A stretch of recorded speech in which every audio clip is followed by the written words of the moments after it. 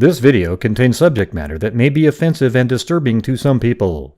If you are the type to require a warning throughout a video or show, let this message serve as your warning. This channel discusses the harsh reality of true crime. If this warning is not sufficient for you, consider a different genre and unsubscribe from my channel immediately.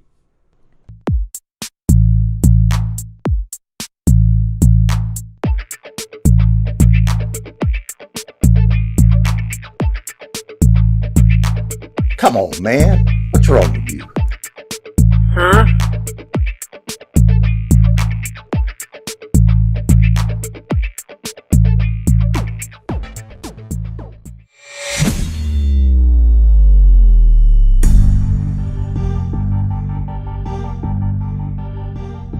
Hey, Baz B. Huh?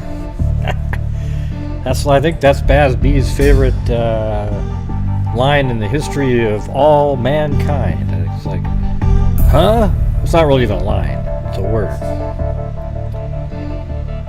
Huh?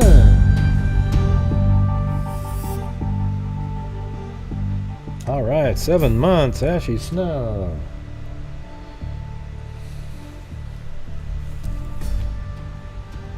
Come on, man. What's wrong with you? Huh? It's the house! Huh? It's the house! Huh? Okay, you guys want to see? Let me show you something. Okay, so I told you how cute Blue and Chloe are when I do they're out in the sun. Check it out. Watch this. There. Hold on, you can't see it yet, but it really is. It's just I don't even know how to explain it, but here we go. So here we go. Watch this.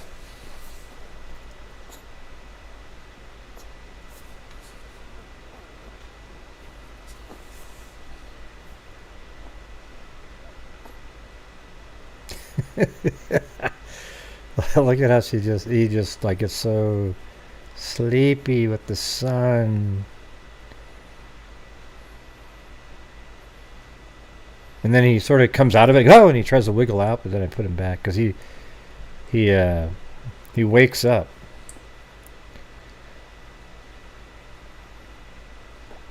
It's okay, buddy. See, look how he goes right back to sleep again. It's hilarious.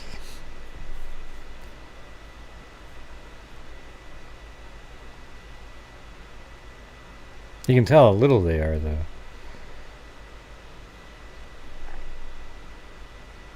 And Chloe's like, where's my turn? Where's my turn? And Chloe tries to catch that fly that's buzzing around.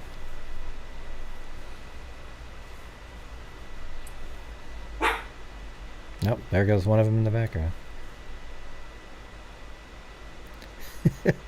You don't think that's just crazy looking how he just... As soon as you flip him on his back, that's what he does. He's out. He's out cold.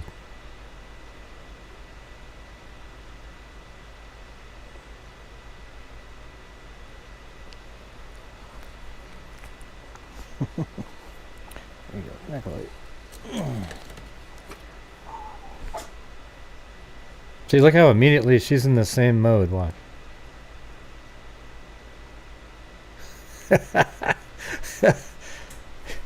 You can tell me a dog doesn't like that stuff. Come on, look at that. It's just like they're catatonic almost. Hey, thanks, American lady.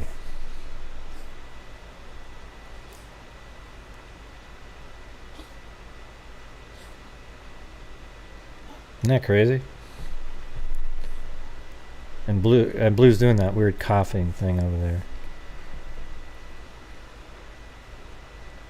Hello. Yeah. Anyways, isn't that crazy?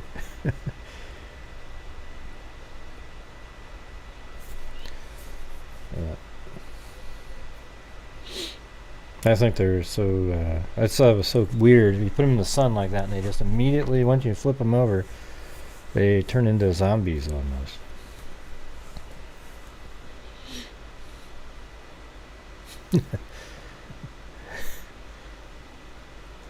Yeah, those poor dogs, man. They're just so put upon. Yeah. Well, anyways, there you go.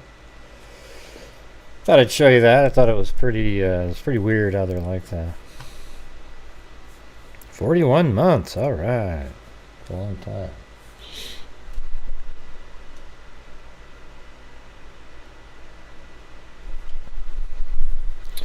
Yeah, well, tonight's a busy one.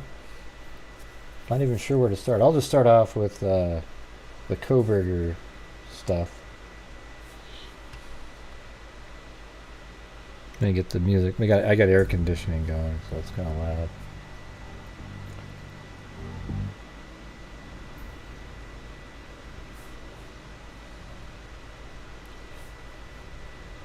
Yeah, is this thing? Hold on.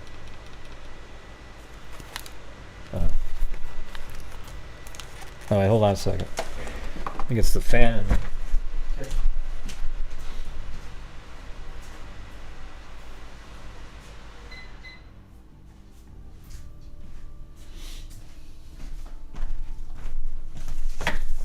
God, it's going to be nice having that office. All right, guys, we got the stream goal at the top of the screen, the Super Freak up in the upper right. You got to take me off the screen there.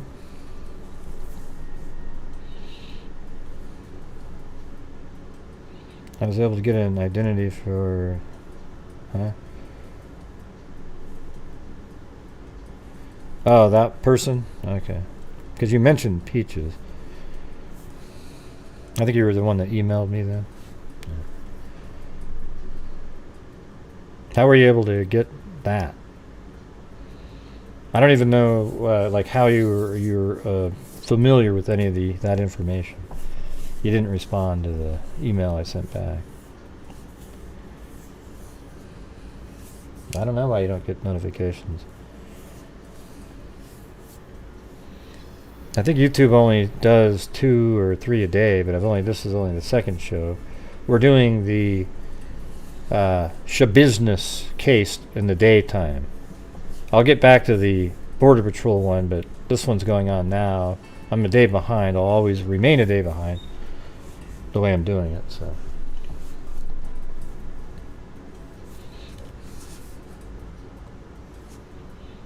Feels so quiet.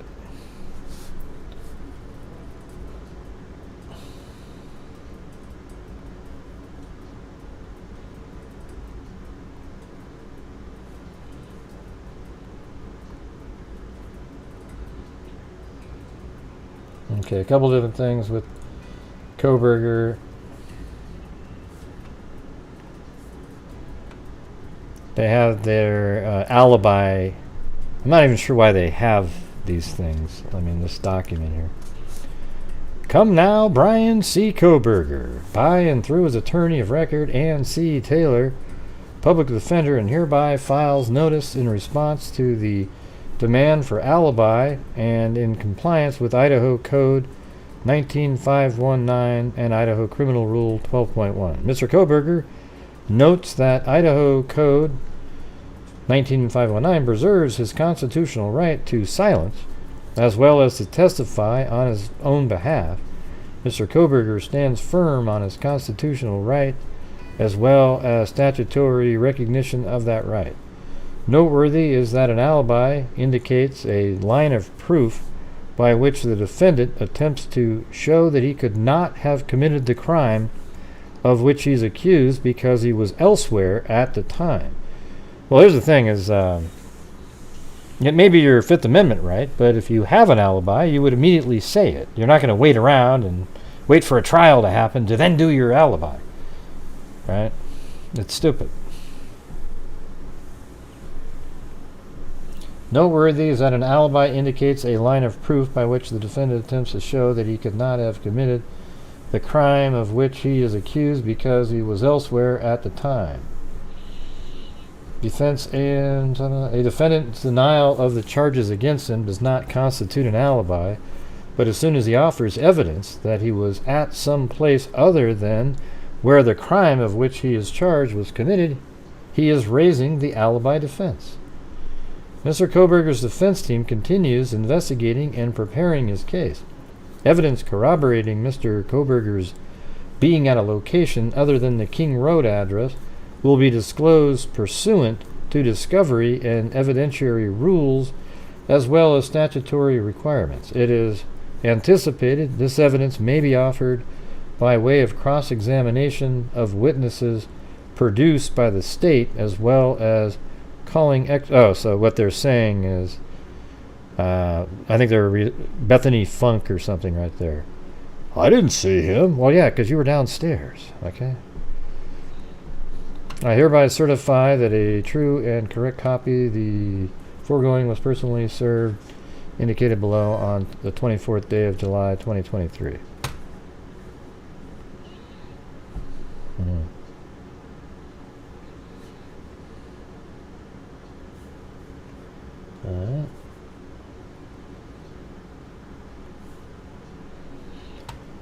And then Bryan Kohberger confronted by students in class he taught over grades weeks before Idaho murders.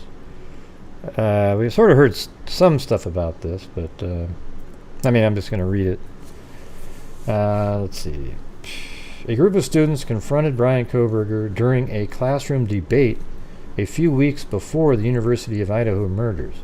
One of the students, Hayden Stinchfield, says, this is in Inside Edition, says on the King Road Killings podcast that this all happened after the class taught by Kohberger had its midterm examination sometime around the end of September to the start of October. Most of the people just sort of got the vibe from him that he was grading us a little too harshly, says Stinchfield. So Stinchfield and his fellow Washington State University undergraduate students spent an entire class debating their grades with Kohberger. We had a midterm exam that a lot of people thought was graded unfairly, so we as a class had like a day where we went in and we were all essentially allowed to just like debate him about our classes and like totally, I'm just kidding, it doesn't say that, and try and like earn points back, Stinchfield says. But it was a thing where we argued back. Kohberger did not appear to enjoy the debate, says Stinchfield, and so we were sort of in this weird like debate for a whole class, 50 of us going against one of him, and he was having to field all these questions, Stinchfield explained. But Bryan didn't seem super comfortable, and honestly, some of us were like super comfortable. It was weird. None of us were super comfortable. It was weird. The debate ended up working out well for the students, according to Stinchfield. There was like a turning point. I think for us, Stinchfield says, we felt like when we did that, our grades got better. Kohberger also seemed distant and a little bit weird, though never to the point where he raised any serious red flags. He'd look at the ground when he was at the front of the class, Stinchfield says, adding that Kohberger never was super engaged with the students. Then shortly after the murders, 4 University of Idaho students, Kohberger exhibited some notable changes. Later in the semester, like the last time he came was probably a couple of weeks before the class ended physically. I remember he looked a little bit more disheveled. He had like some stubble coming up on his hair, was a little coming up, and his hair was a little, messed up or whatever. Nothing like crazy, Stinchfield says, but enough that I remember seeing him and thinking like, oh man, finals must be really getting to him, or something like that. There was also another surprising change. What happened is he started giving everyone just like high marks and not leaving any notes, Stinchfield says. At the time, faculty members at Washington State University were counseling Kohberger following a verbal altercation with a professor he worked for in the school's criminology program. But following the counseling, Kohberger allegedly had a second incident with the same professor in early December, and he lost his job as a teaching assistant. Oh, that's interesting. But he lost his job after the murders. But following that counseling, Kohberger allegedly said, okay, in addition to the professional blow, Kohberger took a huge financial hit when he lost his job. Teaching assistants in criminology program receive a specified stipend each month, health insurance benefits, and a state tuition waiver. Out-of-state tuition is waived the first year until the student establishes residency. Kohberger has already started the process of becoming a resident of the state by obtaining a Washington driver's license as well as registering his car. He also registered to vote in the state. Anyways, just some extra information there. But we have a crazy start going on here, you guys. So if you guys like to help support the channel, we do this every single night where the freaks support the channel, allow me to keep doing this. And at the end of the month, which is coming up in 6 days, we only got 6 days left, I'll be donating over 50% of the net revenue after I pay taxes to various true crime related charities. And that's what we do here. All right. Let's see. Got to get my music playing again. Always feels weird when there isn't that sound.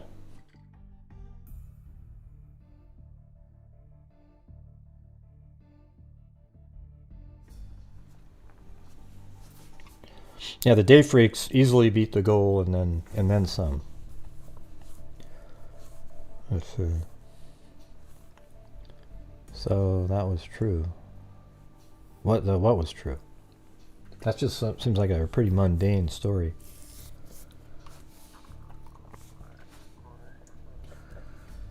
Okay.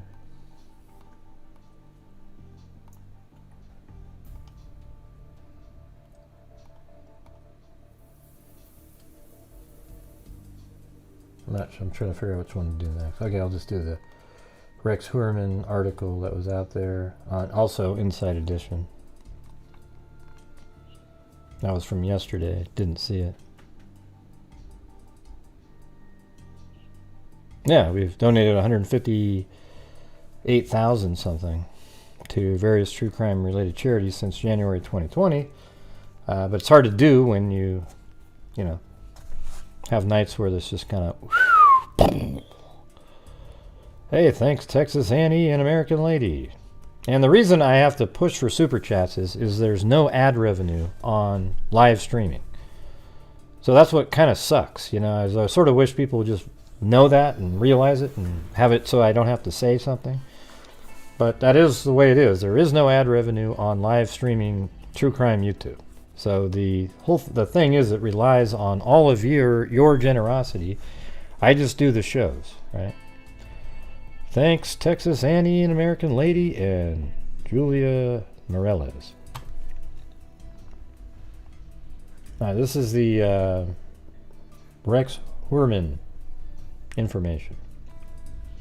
A family member of the accused Gilgo Beach serial killer has spoken out to NBC News and says she is stunned by his arrest.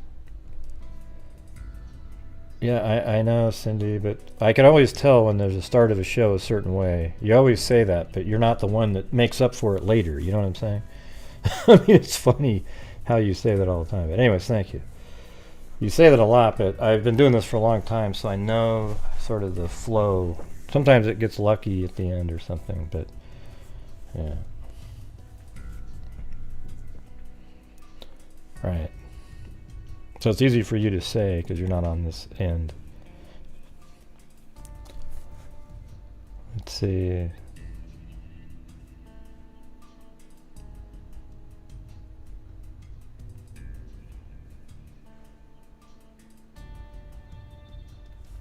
Yeah, so Rex Heuermann's sister-in-law, Dr. Joanna Ellerup, says my ego has great difficulty processing the idea that I looked Rex in the eye and was able to discern any murderous intentions. I vacillate between desperately wanting my niece and nephew's life returned to its previous state intact to being pleased that someone is in custody, she added. She spoke out as cops used a backhoe to dig up the yard of Heuermann's home in Massapequa Park, Long Island. They also removed a greenhouse and a wooden deck and scanned the yard with ground-penetrating radar. Investigators reportedly uncovered a soundproof bunker with concrete walls 2 to 3 feet thick and a steel door built in the basement. Neighbors say the house has become a macabre tourist attraction. It's obviously becoming quite a circus. You have a lot of people coming, taking selfies and things like that. We certainly don't want to glorify the situation. Inside Edition is learning cops failed to act on a vital clue that might have led to an arrest years ago. Well, you didn't just learn that. They say it. See, what's funny about it is like everybody acts like they're sleuthing out that information. No, you're not. Okay? It was mentioned in the probable cause document that they had that information a long time ago. So it's just obvious that they blew it. Somebody blew it. Okay? Thanks, Muna L.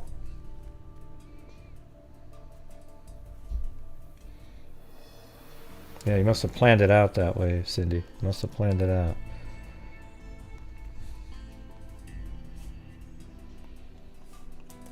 It's obviously become okay, where is it? In 2011, Dave Schaller told police he saw one of the victims, Amber Costello, on the night she vanished, with a towering Frankenstein-like figure with an empty gaze, who was driving a Chevy Avalanche pickup. The 6'5" Heuermann drove a Chevy Avalanche that police recently discovered in South Carolina. In 2016, Schaller appeared in a documentary on the murders called Killing Season and said, all I had to do was walk 10 feet and I would have seen this guy's car. I could have seen the license plate or something. 10 feet killed that girl. When his lead was re-examined last year, it reportedly led police to focus on Heuermann. Heuermann had pleaded not guilty. Man claims he warned police, accused Gilgo Beach killer. Where does it say that? He warned police of accused Gilgo Beach killer in 2011. I don't see that at all. My ego. Who warned him? I mean, that's the only time the word warned shows up in this article. I think that's just clickbait, isn't it? That's crazy. That's had nothing to do with warned, unless you're talking about you didn't warn him about Heuermann. You said that there was this big Frankenstein-like guy who came to your house and was going to, on a, quote, date.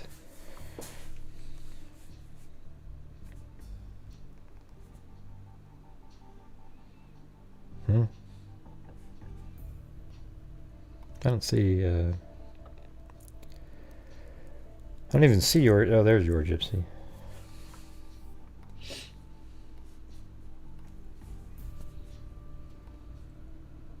Well, thank you, your gypsy. Great shows as always. She said. Thank you. Alright, so that's it on, Rex Heuermann there. Not a lot.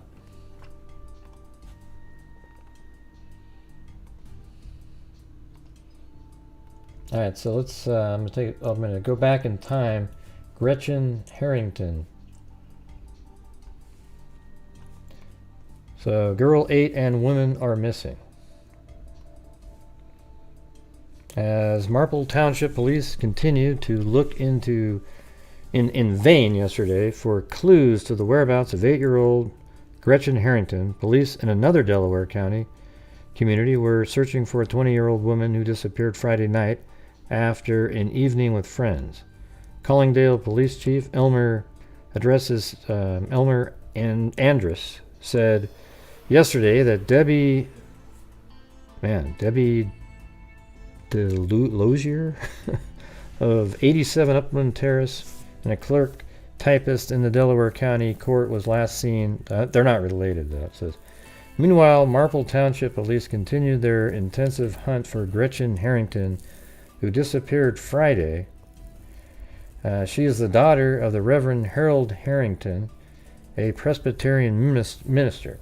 A police spokesman said that a citizen hotline, in effect, since Sunday evening, had generated a lot of calls and ideas, but nothing has panned out so far. There are no new leads in the case, he said. Earlier, Marple Police Sergeant Gerald Renner said that a township resident reported seeing a beat-up white car made in early 1950s, driven by a white male between 30 and 35. This is 1975, by the way. Sitting beside Lawrence Road at about the time Gretchen disappeared. The child had been walking along Lawrence Road on her way to Bible school when she vanished. Police are searching for a white car now. Been like a week later. Police in suburban Marple Township face a dwindling supply of leads as they continue investigating the mysterious disappearance of an 8-year-old Gretchen Harrington, daughter of former Newcastle minister. The girl, whose parents are Reverend and Mrs. Harold Harrington, has now been missing for 6 weeks. She left her family, Lawrence Hode home shortly after 9 a.m. August 15th. Marple Detective Richard Mankin said his department is presently following up on a few leads that continue coming in. The area in which Gretchen disappeared has been searched. A number of suspects has been questioned, and flyer featuring the girl's picture has been circulating throughout the Philadelphia area. Gretchen's father was at one time pastor of the Reformed Presbyterian Church in the city's Crowlawn area.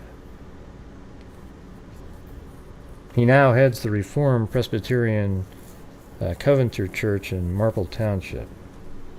The Harringtons have 3 other daughters, Zoe 12, Ann 10, and Jessica Joyce, an infant. Then on October 16th, 1975, while state troopers combed the lush Ridley Creek State Park Wednesday in search of clues in the death of 8-year-old Gretchen Harrington, the dead girl's father, a minister, recounted the 2 months since his child disappeared. So it does say the girl's remains were found. There would be a thread of hope that we would hold to, but we knew this would be the probable outcome. We've been grieving for 2 months, he said, and we've tried to prepare ourselves, but one is never quite prepared. State Police Lieutenant John J. McKenna said clothing found in a pile near the girl's body was identified by the Harringtons. An autopsy on the remains, however, failed to determine if the body was young Gretchen. A jogger spotted it at sundown Tuesday. Police were on the scene through the night and all day Wednesday. We have to say it's an abduction, McKenna said. It's well established that she didn't run away, and she was found 10 miles from her home. Gretchen was last seen the morning of August 15th walking to Bible school near her home. After a hunt was started for her that day, tracking dogs lost her scent near her school, leading police to suspect that she was picked up by motorists. Of his daughter's supposed abductor, the Reverend Mr. Harrington, who brought his family here from Glenwood, Minnesota 7 years ago, said his feelings are difficult to analyze. Yeah, so anyways, her body was found. I think it looked like this area right here, kind of out in the middle of nowhere.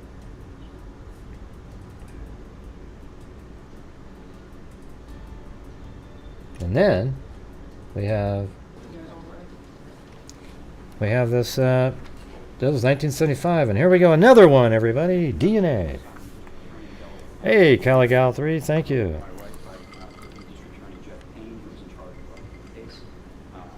Wait, hold on, that's not the one.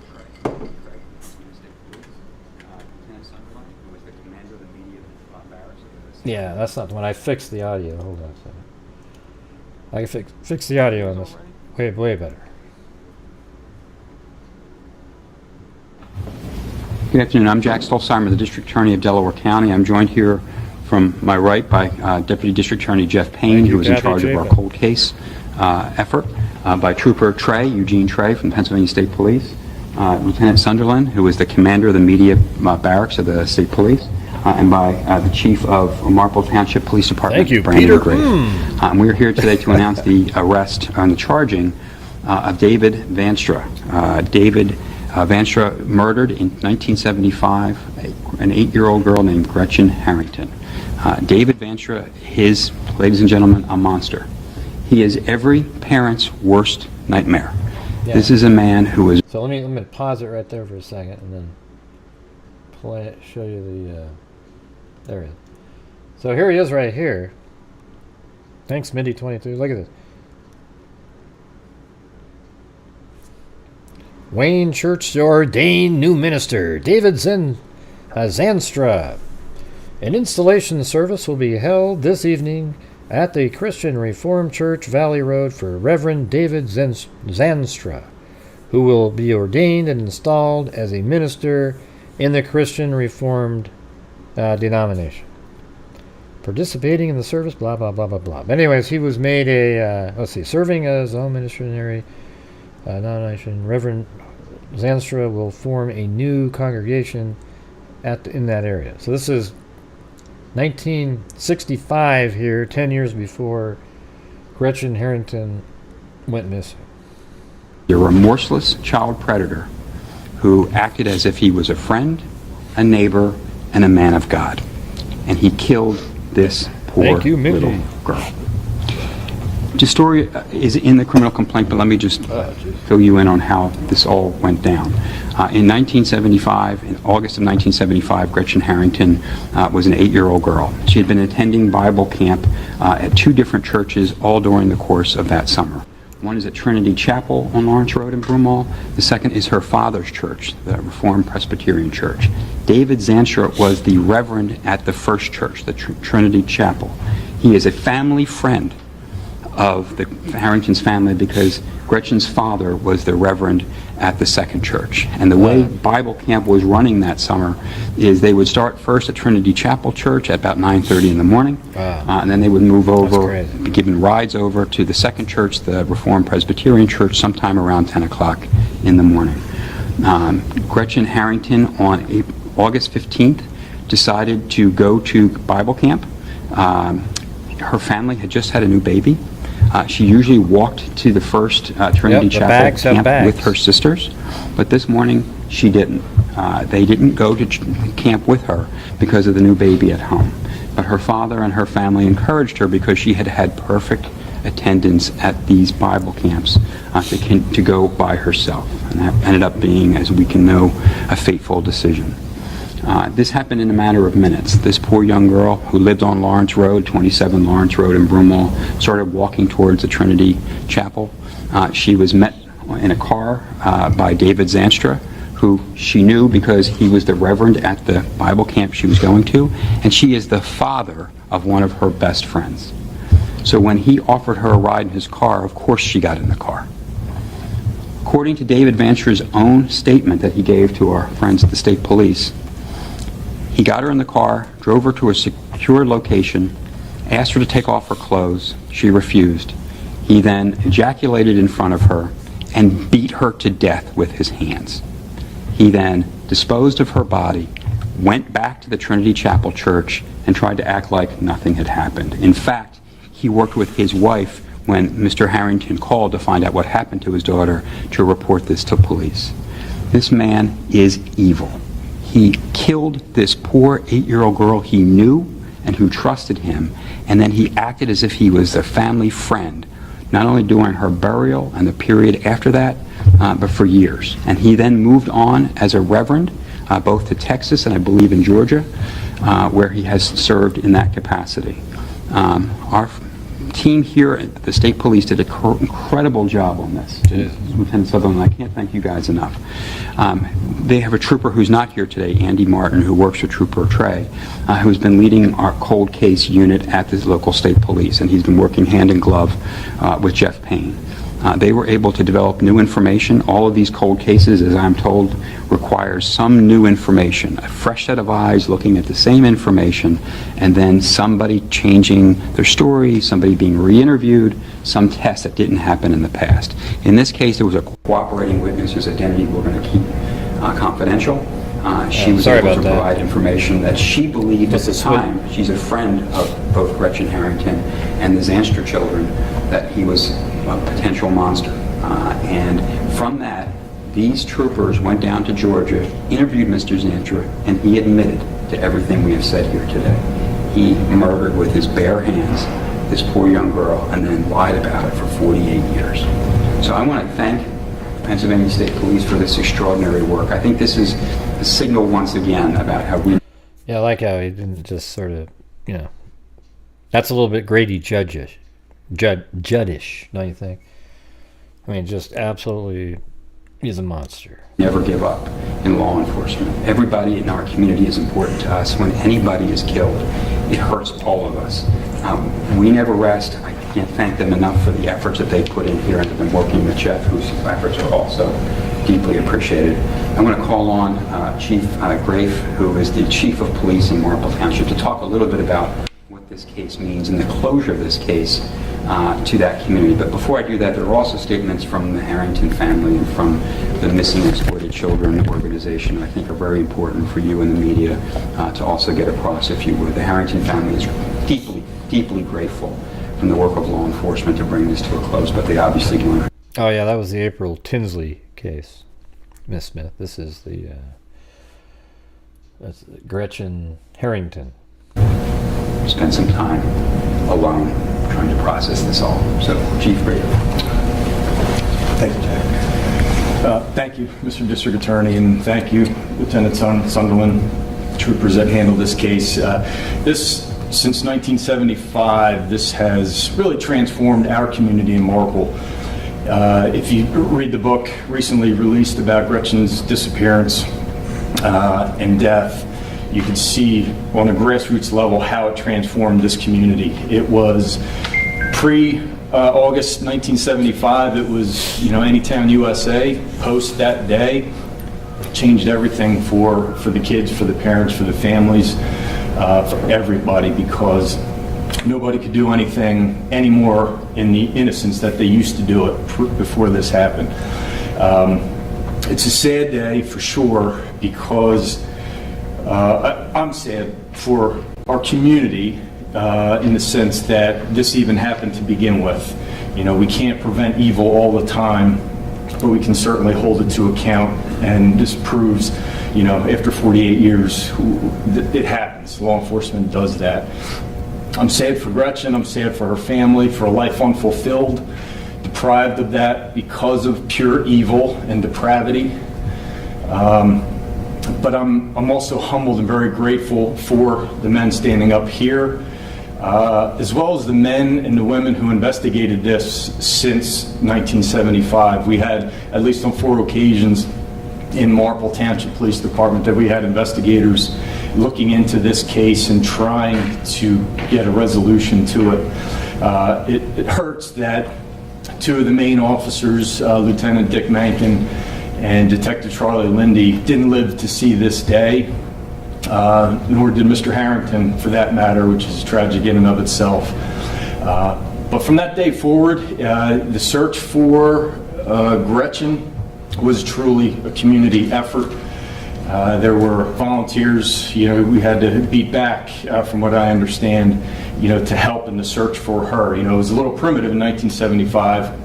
But I do know, talking to some people who were alive at that time, that it's stark in their minds of the state police helicopter that was flying overhead and people wondering what's going on. And then when they found out what happened, life changed. And it's sad, but it's reality. We all move on collectively, individually, but we continue to pray. If you're a praying person, I would say you can certainly pray for Gretchen. I don't think she needs it. She's been in God's hands. Pray for the soul of the evil man responsible for this, because he's going to need it. So thank you. I just want to thank Chief Grafe, and I want to thank the troopers here today. Again, I'm with you. Gretchen is now at peace. Her perpetrator is going to be brought to justice. Just so you know, he is in Georgia fighting extradition. We are going to get a governor's warrant. We're going to bring him here to Delaware County. We're going to try him. We're going to convict him, and he's going to die in jail. And then he's going to have to find out what the God he professes to believe in holds for those who are this evil to our children. Any other questions? The Harrington family, you said Mr. Harrington, her father has passed on. Is there any other family left? Are they in the area? Did they move out of the area? Her mom's still alive, and her three sisters, I believe, are still alive in Pennsylvania. And there's a statement from the family, so if you want to look at that, that'd be... Do you know what compelled that witness to come forward 48 years later? And a follow-up, what was the defendant's demeanor once he confessed? As the first question, I can't really talk about anything that's beyond the criminal complaint at this time. This is still an ongoing prosecution, so I can't answer your first question. Trooper Trey, you feel like answering? Relief. He was relieved. I'm sorry. Trooper Trey, Eugene Trey. He was relieved, I would say. It was like a weight was lifted off his shoulders. It was extraordinary to see. It was just he was a different person. Even when he was told that he was going to be placed in arrest that day, he was okay with it. You know, he was just resigned to this is my fate, I guess. And I don't know if he's sorry for what he did, but.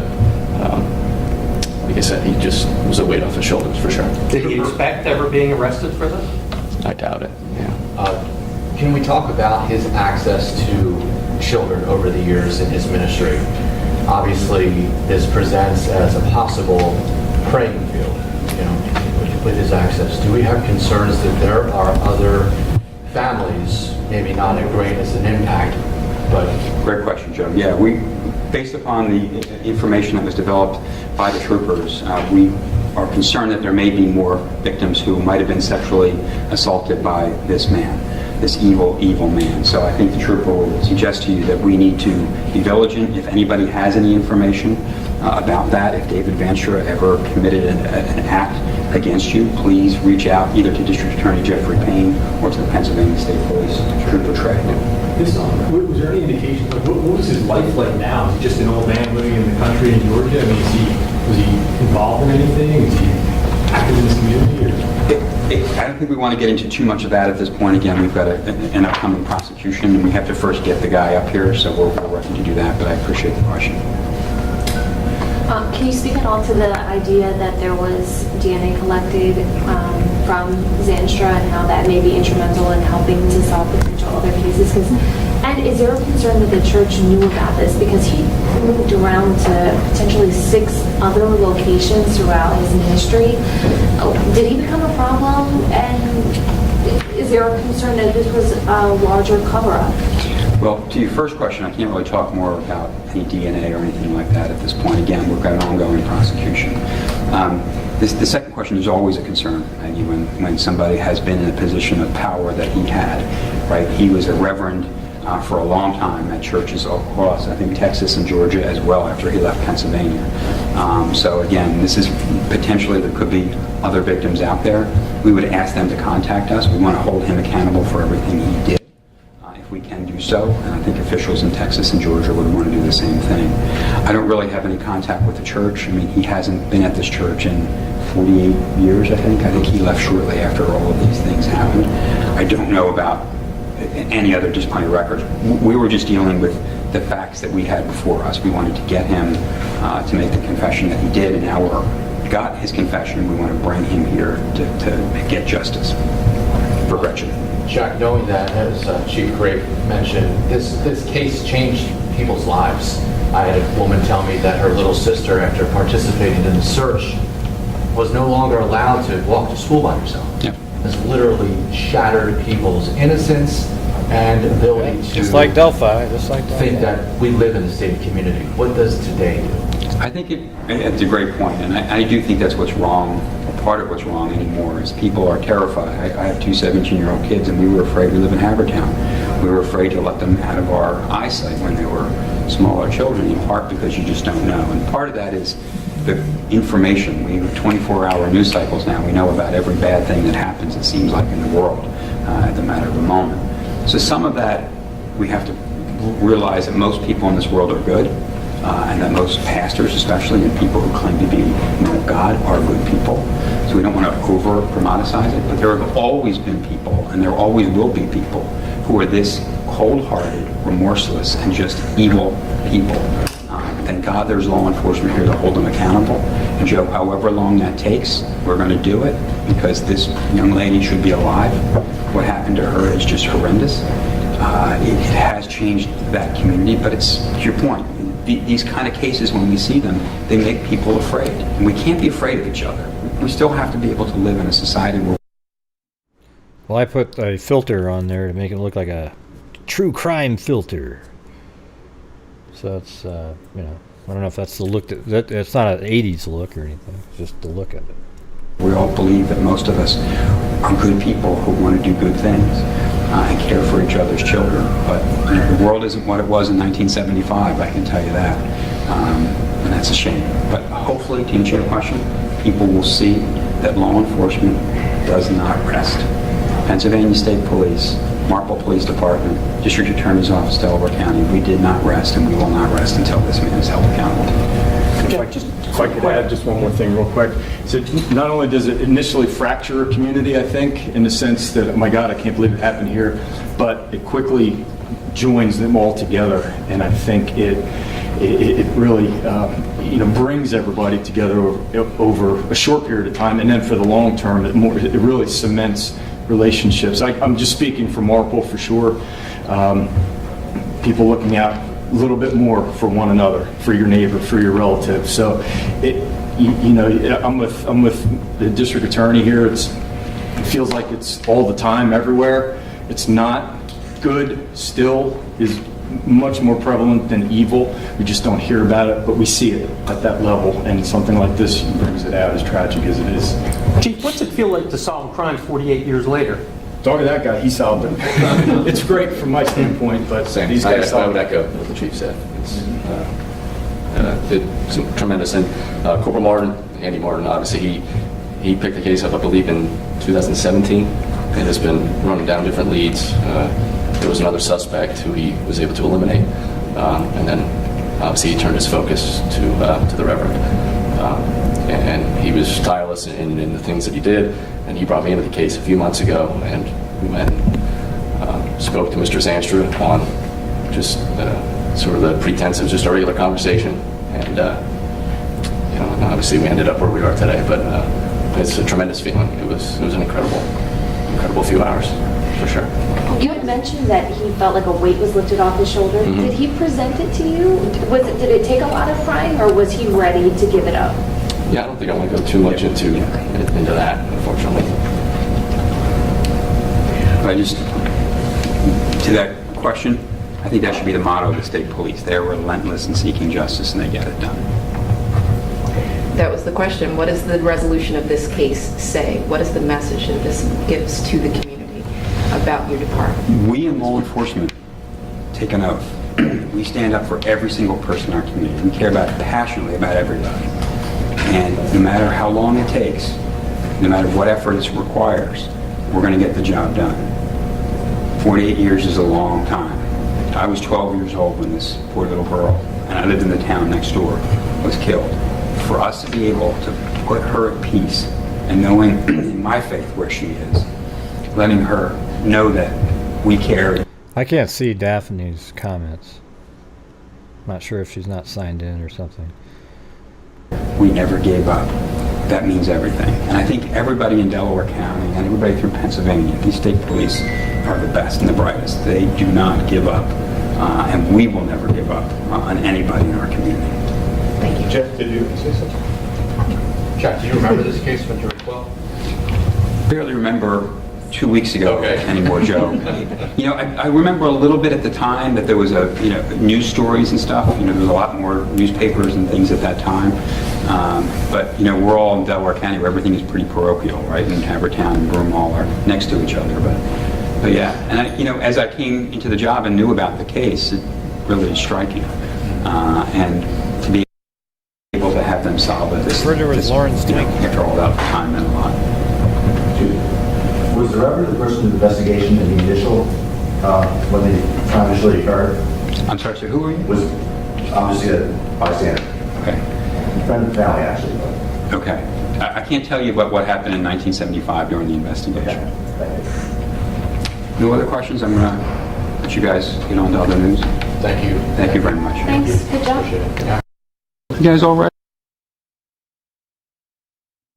So there you go.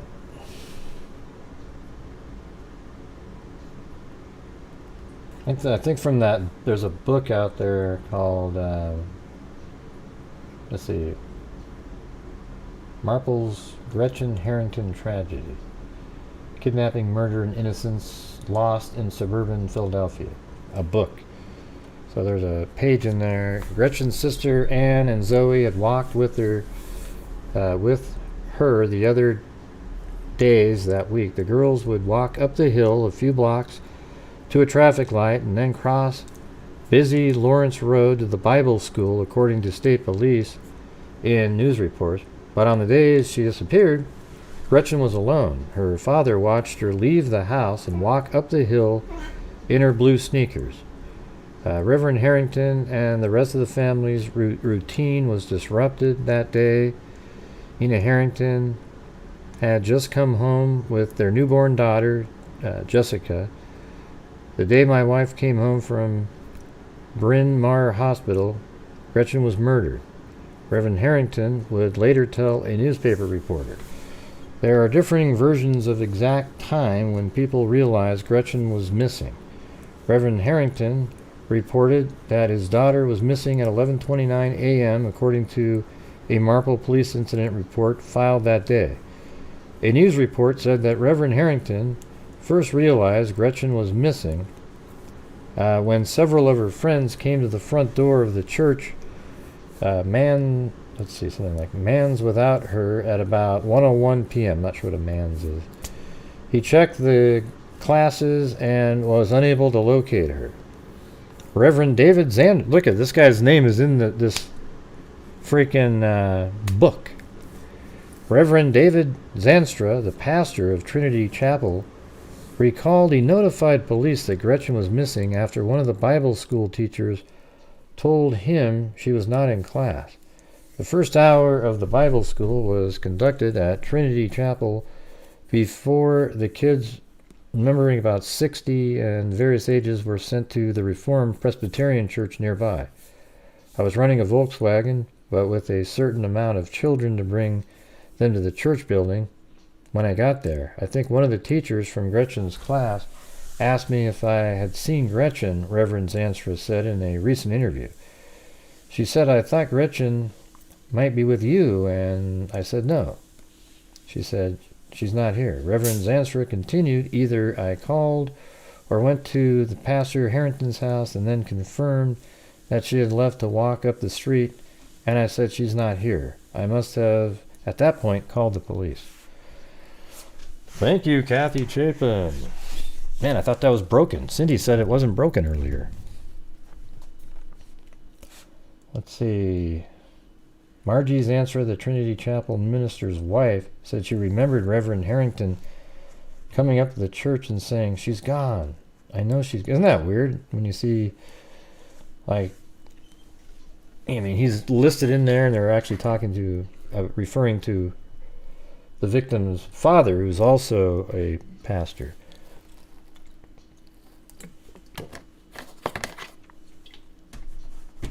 Yeah. All right. Ding, ding, ding.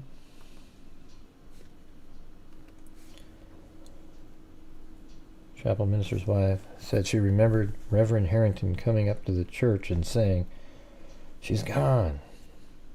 I know she's gone, she continued. He said, I usually watch her walk up the street, but for that day I only watched her a little bit and then I went into the house. Lieutenant Richard Mankin said in 1988 interview that the killer lured Gretchen to a vehicle and grabbed her. This is sort of like the... there's about 4 different cases this is similar to. But there's one... yeah, I forgot her name. It was in Texas. She got out of school, was walking home, and there's people out there that think it was the pastor, and her body was found on the side of a road where she had a book, or she was neatly placed on her head on a book and everything. And then the pastor moved to Florida. So we've done, that was that one, and there's other ones that have similar elements to this case as well.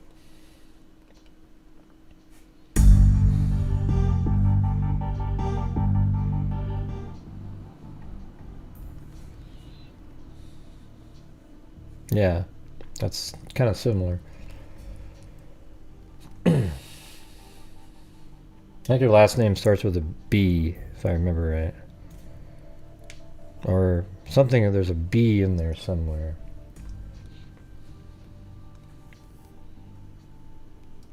Like Brown something.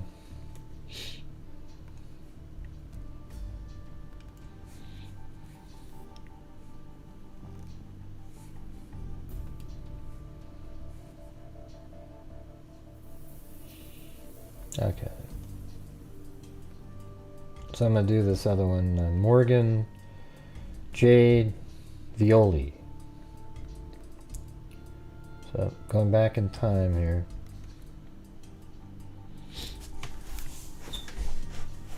This is 1996. A 7-year-old girl playing at her apartment complex in Bowling Green was abducted by an unidentified man Wednesday, setting off an intensive search, the FBI said. So I'm going to be reading here again, and we're already on a really, really, really slow night here. So I'm going to be reading. Rain Garza was murdered by a priest. That's not who I was talking about. Authorities asked for the public's help in locating Morgan Jade Violi, who was abducted in the parking lot at Colony Apartments. Kentucky State Police and Bowling Green Police participated in the search, and police in surrounding states were notified of the abduction. We're keeping our fingers crossed and praying that she's recovered safe and sound, Cole said in a news conference Wednesday evening at the state FBI headquarters. Witnesses gave police 2 different descriptions of the suspect, who approached Morgan and a playmate at 12:35 p.m. Central Daylight Time, Cole said. The man first tried to grab the playmate, a girl about Morgan's age, who was able to get away, Cole said. The suspect then grabbed Morgan and threw her into a burgundy or dark red Chevrolet van, believed to be late 1970s or early 1980s model, and took off, Cole said. The vehicle might have Kentucky tags and gold trim, he said. This is in Tennessee. That's interesting that they mentioned Kentucky tags.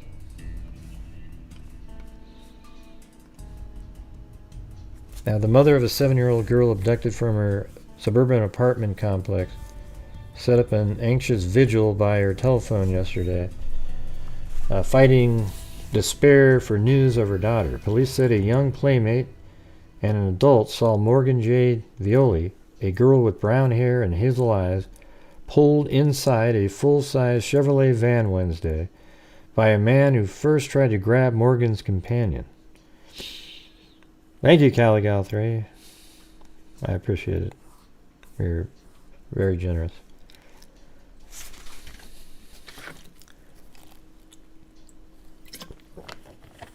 Caligal 3. Will we get the... Hopefully I turned that on. I don't know if I got that on in time. Maybe.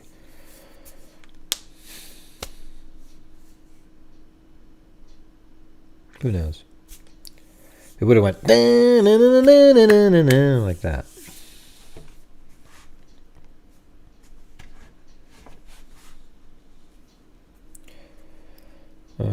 Let's see. Police said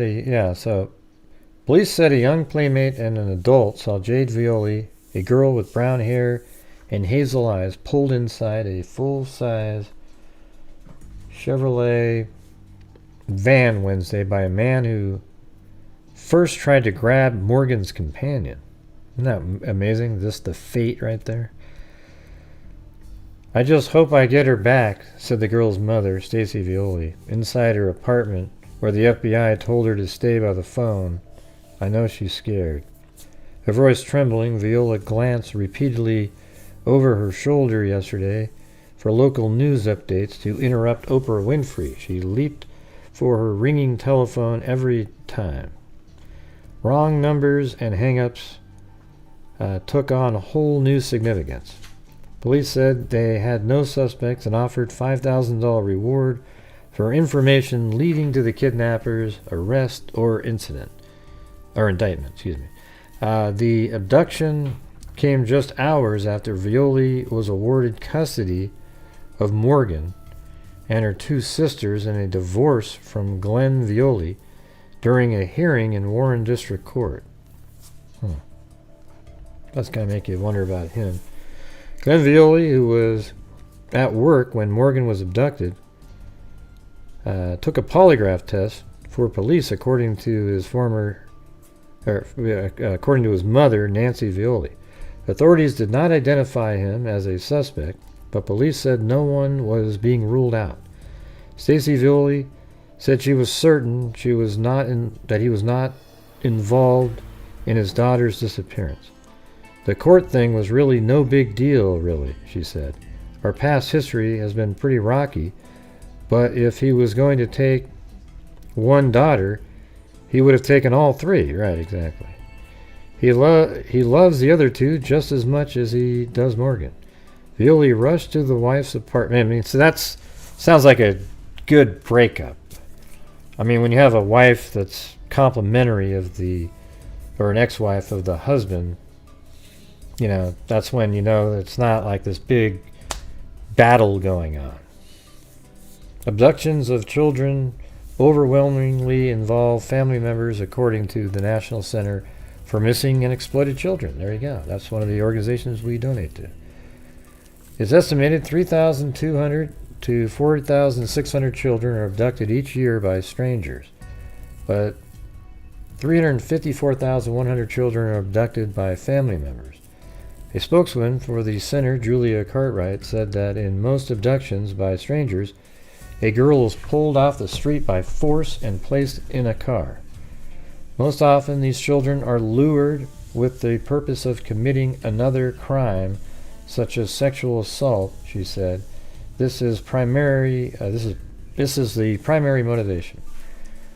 The abduction mobilized police in Bowling Green and in surrounding states. Kentucky State Police and troopers in nearby Tennessee stopped hundreds of maroon vans. City police combed through reports on every traffic stop and car accident. Police asked motor vehicle clerks in surrounding states for names of van owners. Court records show the Violis originally filed for divorce in 1993, then agreed to dismiss the case nearly 1 year later. She filed for divorce again in March 12, and both sought custody of the three children. Violi is Morgan's biological father. The father of the two other children died, and Violi has raised all three children as his own. Stacy Violi said the two had worked out details of the children's custody. Glenn Violi was to get custody every other weekend. He wasn't fighting for custody of the kids, Stacy Violi said. He had at first, but that was all resolved. So yeah, he's likely has nothing to do with it. Thank you, Mrs. L. And thanks for allowing me to be me. I mean, I just say the truth in here, you know. And how I'm feeling, I just tell you what I'm feeling. And people go, I don't know, Gray, it makes people... Well, you know what? I don't know what else to do. That's how I do it, you know? Hopefully it makes a sound. We can have this one for Caligal 3s too. Let's see. Should work.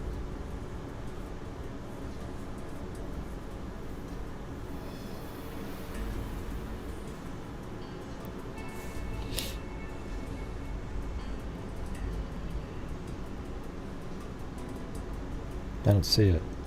Oh, that would have went.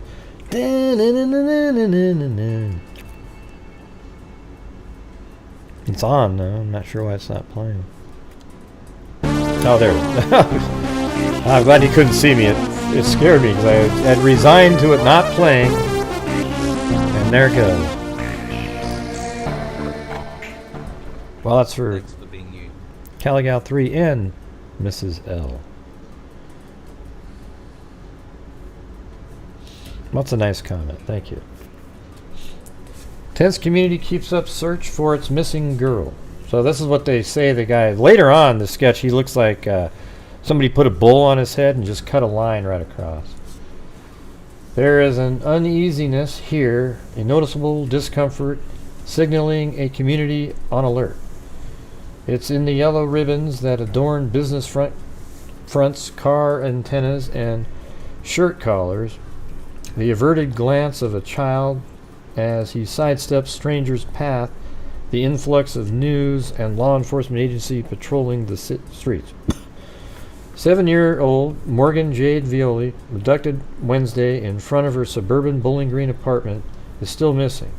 Police have said a young playmate and an adult saw Morgan get pulled inside a full-size Chevrolet van.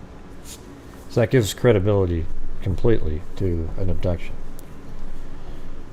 We're still treating everyone as a potential suspect, said Ed Evans, spokesman for the Kentucky office of the FBI in Louisville. No one has been ruled out. FBI artists have revised earlier sketches of the unnamed suspect following an in-depth questioning of eyewitnesses.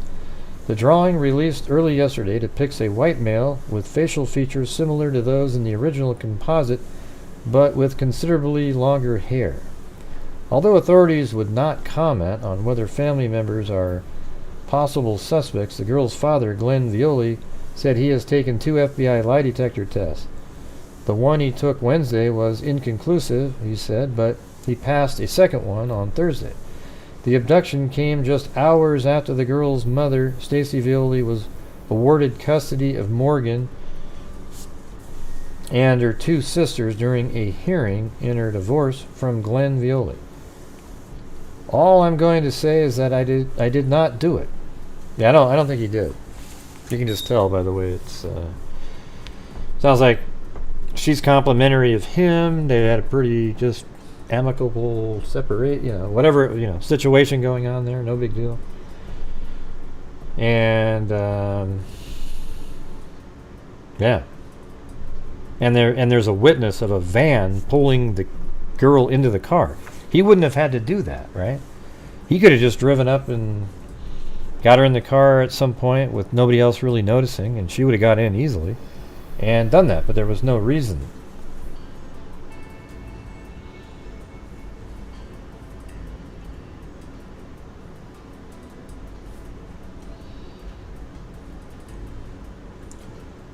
That says, gun pulled on missing girl's dad. What's going on there? The father of a girl abducted last week outside of a Bowling Green apartment building told police someone pulled a handgun on him Sunday. Glenn Violi of Bowling Green, the father of abducted 7-year-old Morgan Violi, said he was talking with friends outside his apartment when a man in a blue van pulled up. Violi yelled at the driver to stop and then asked the driver if he was with the FBI, according to police. The driver pulled a gun out and pointed at Violi. He told police, then drove off, and the driver told Violi he didn't have time to mess with him. Police did not say if they think the incident has any connection to the massive ongoing search. So, when a man in a blue van pulled up, Violi yelled at the driver to stop, and then asked the driver if he was was with the FBI. The driver pulled a gun out and pointed it at him. Huh. Why did he ask the guy if he was part of the FBI, though?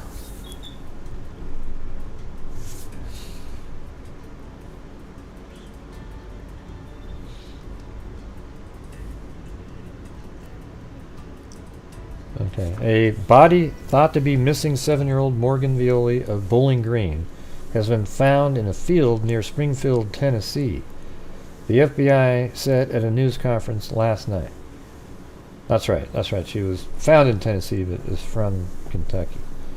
Morgan disappeared July 24th while outside with a playmate, police said. An adult witness told them a man forced her into a maroon van, now it's maroon, and drove away. The FBI said the remains were found about noon Sunday by a private citizen in Robertson County, about 15 miles south of the Kentucky-Tennessee border.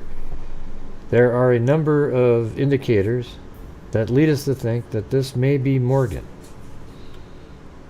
But I do need, let's see. No.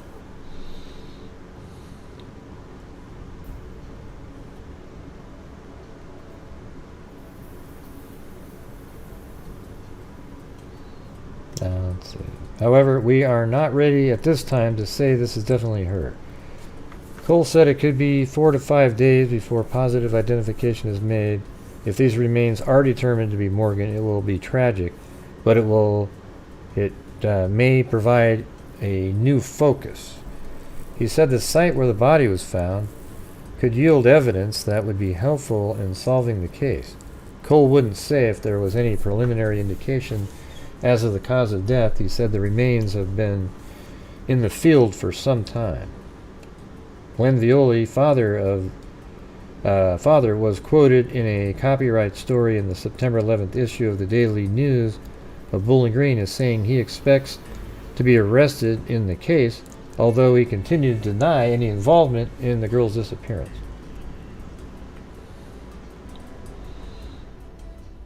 He probably thinks they're just putting so much pressure on him.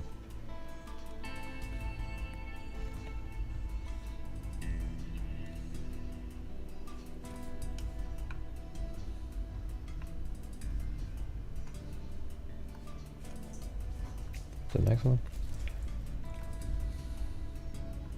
Yeah. That's probably all I needed off of that anyways.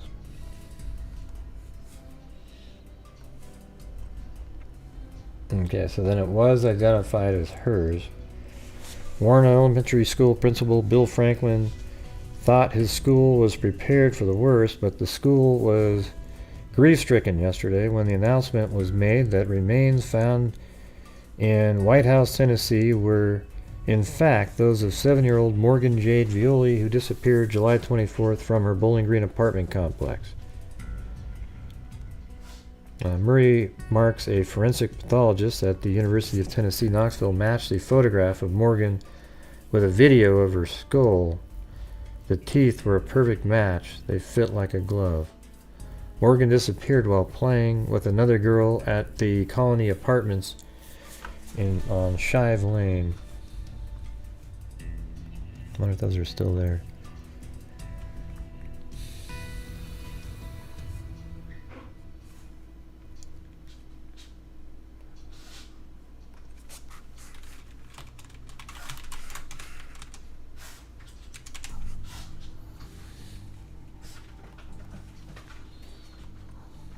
What was it called?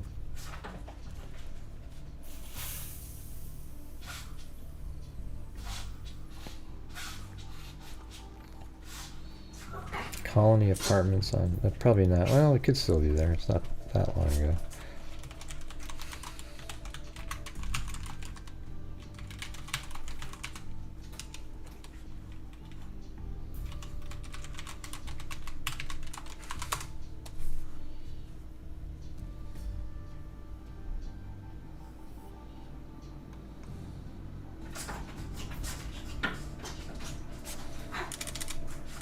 What's the name of that again? The Shive Lane.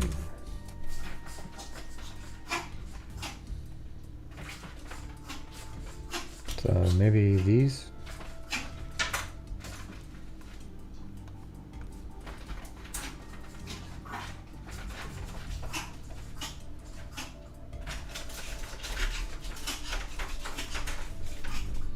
That's Shive Boulevard. I think that's probably it.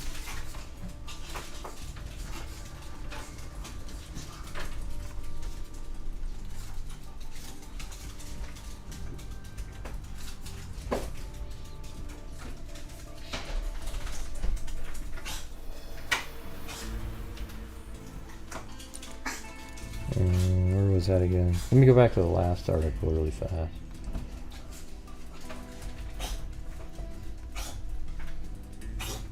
Glenn Violi. Hold on a second.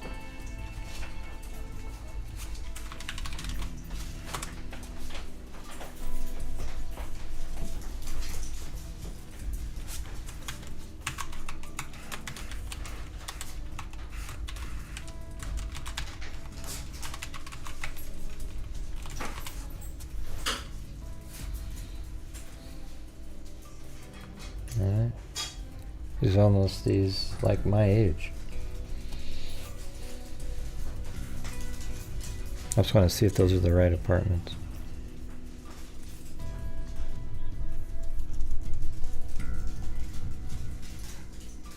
What are you talking about? Just Juniper? Just hit the rewind button. That's how you get... This is a whole different case.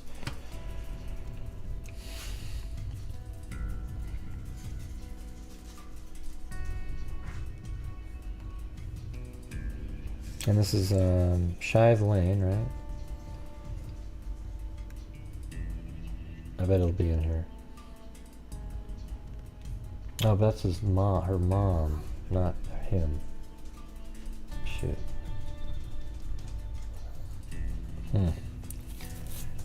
Darn it. Did one of the articles mention the mom in there?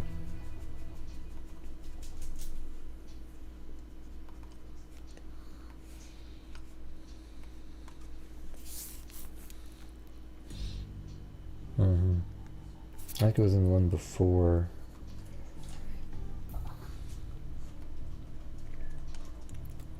No, not that one.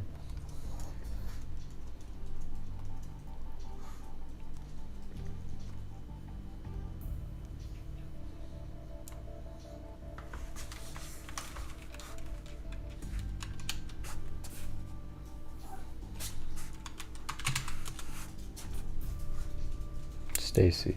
There you go.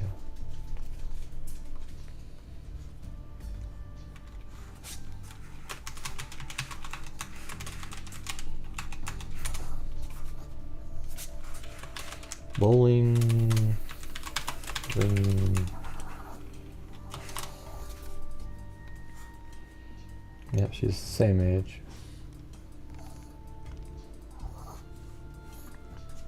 We're not talking about the Shabusiness case, Quinn. That's on the trial earlier. On the other, the Day Show. Does it say that in the title anywhere?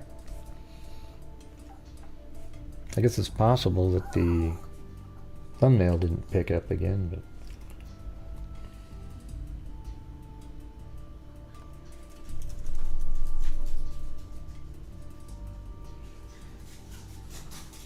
Nope, there it is. Yeah, I love that. See, that's like classic research right there. I think it's going to be these apartments, though. Nope, it isn't. Awesome. It's these right here. So here we go. These are the apartments. Doesn't have the number, the unit, but there you go.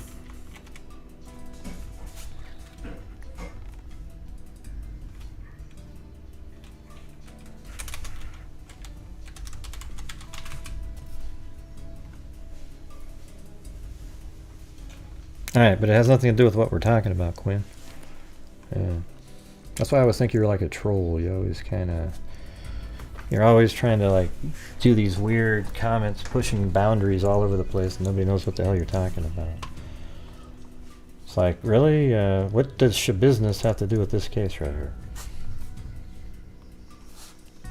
Yeah. And then the body was found. Yeah, so look at the sketch later. Look at that. It's a total bowl cut.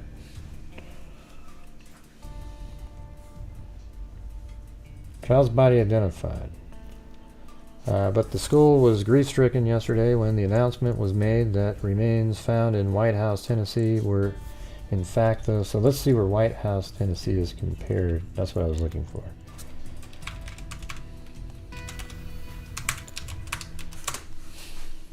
I know you always answer that same way, Quinn, but your comments often come across like that. So her body was found somewhere over here.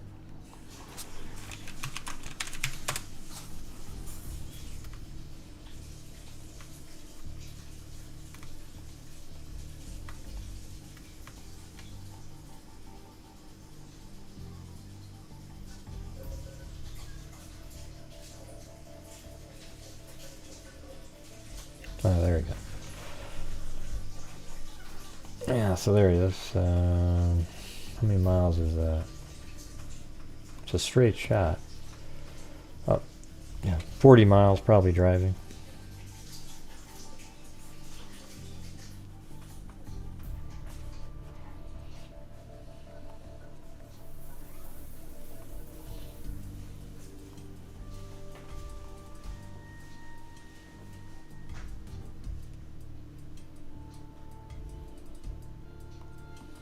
Man. Keep trying to find the article. Okay, there it is. So that's the mother right there.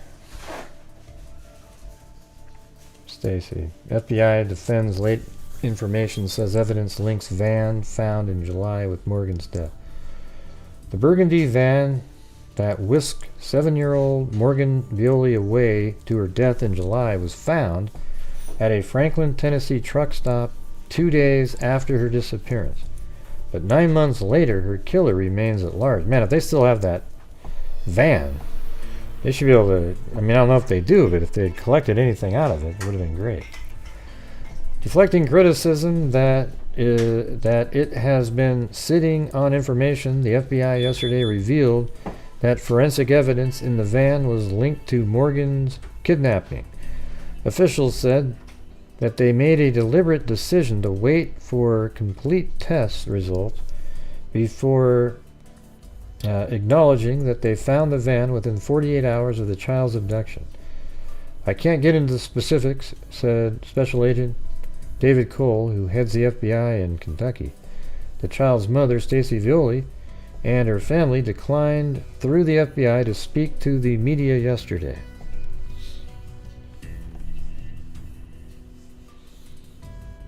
But Morgan's father, Glenn Violi, said authorities told him about the van the day it was found. Morgan's father, Glenn Violi, said, oh yeah, is that the guy holding the gun?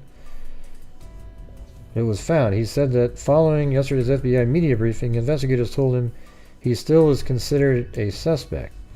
Through a court order, the FBI took his...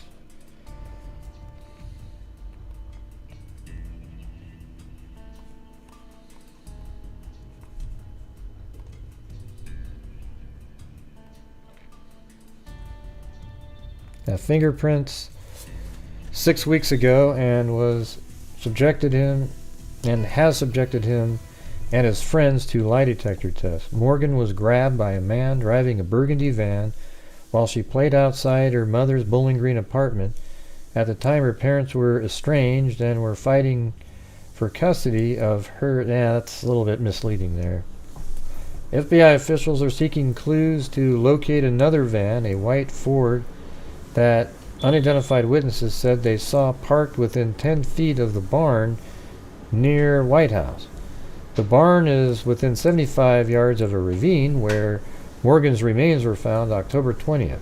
A burgundy van was seen parked partially in the barn the day the child was kidnapped. The white van was a 1978 model or older with a stolen Ohio license plate in the front. It also sported a custom-made louvered window on the passenger side. The burgundy van is a 1978 Chevy with 3 missing hubcaps, had an Ohio tag, and had been stolen in Dayton, Ohio. I think that's the van. Maybe she got transferred there. Union 76 truck stop in Haystoneville. See, Williamson County Sheriff's Deputy Jimmy Jones found the burgundy van in the parking lot of a Union 76 truck stop on Paytonsville Road near Franklin. Let's see.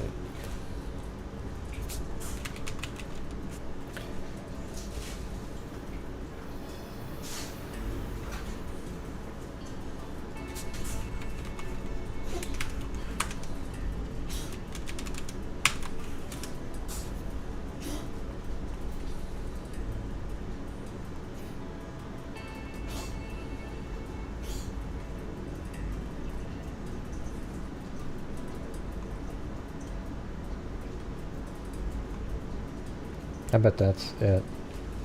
Right there. So the truck, the van was found here.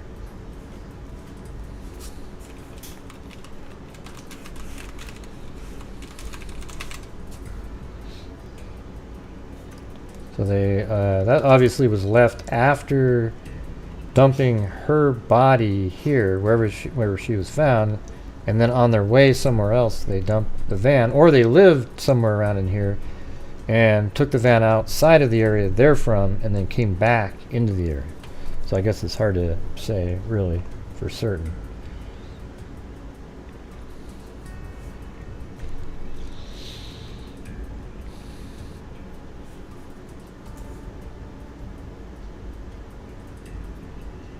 Oh, come on. Just Junie. No way. Anyways, I'll be back in a second. By the way, any chance of reaching that goal tonight, you guys?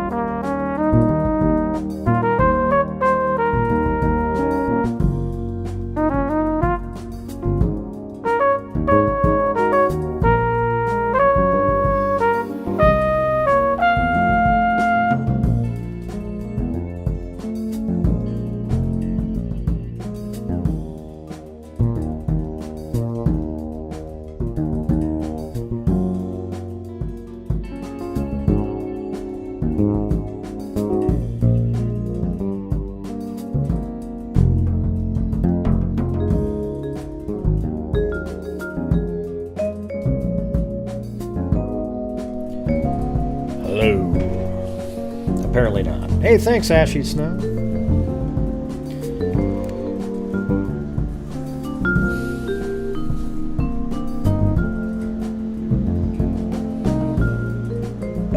Yep, the Lido deck.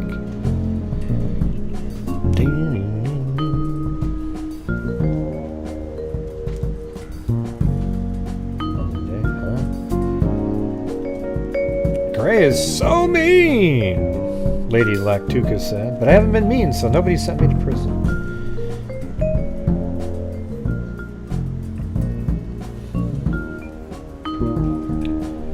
Well, I did want to do play-by-play when I was younger. Could have done that.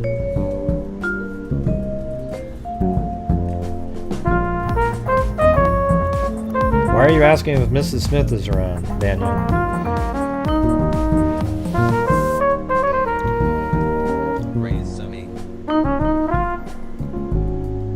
Oh, come on, no way. You guys are just making that stuff up. No chance. Oh, yeah, by the way, there's a wacko out there that's talking about my...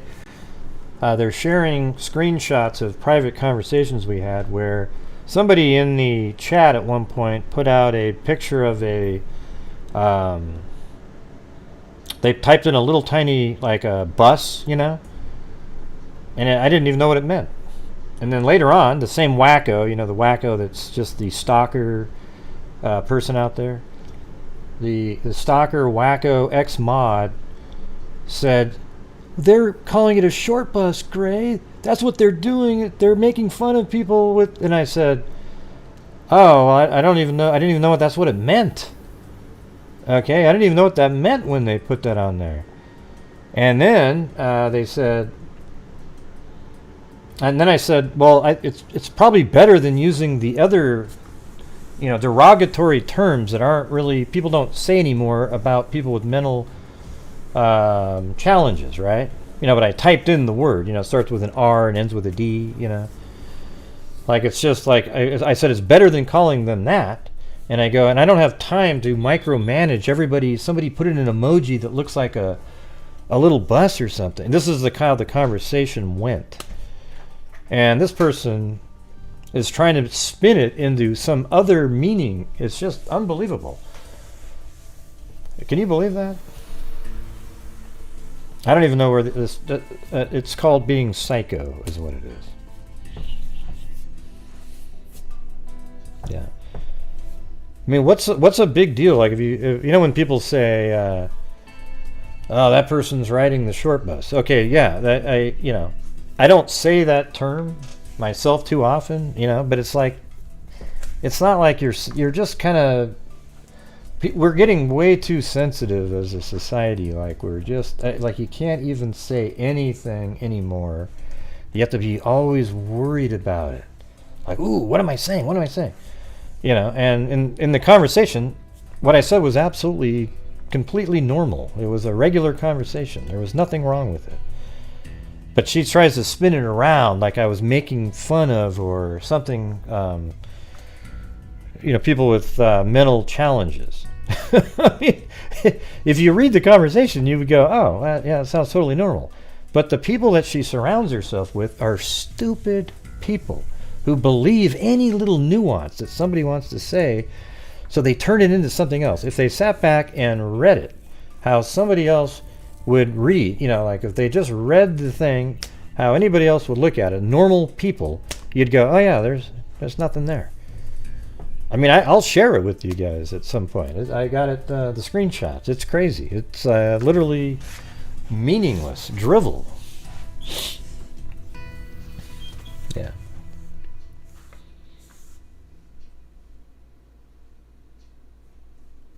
Ableist and saying someone... Yeah, I'm not sure what that even means, Gladys. You're going to have to type in better words. Let's see. Hey, let's see. Yeah, but people have just said that for a long time. I get it, because it means that people who are, you know, at some point they had people with mental challenges ride a certain bus to school, so that's where it comes from. But I don't go around saying that word. I mean, when was the last time you've ever heard me say that? This was like she was referring to it in a conversation with that she saw somebody put in this little emoji of a bus, and I said, oh, I thought it was just a bus. I wasn't looking at it like, it didn't say anything with it. It just had a little bus on the screen. And then she says, well, she said earlier that she was referring to the... And I go, well, I'm not reading the conversations. And this is the conversation I had with her like 3 years ago. And I said, why don't you address it with them. Right? Nope, Miss Smith said I would throw me in prison. Oh boy. Whew. Maybe you guys want me in there now. Oh, is that what that means? Jesus. That's ridiculous. Let's see. See, now there's even a word for that. Ableist. You know? It's wild. Wild times we live in. Oh, you wanted me in jail last night? Holy crap.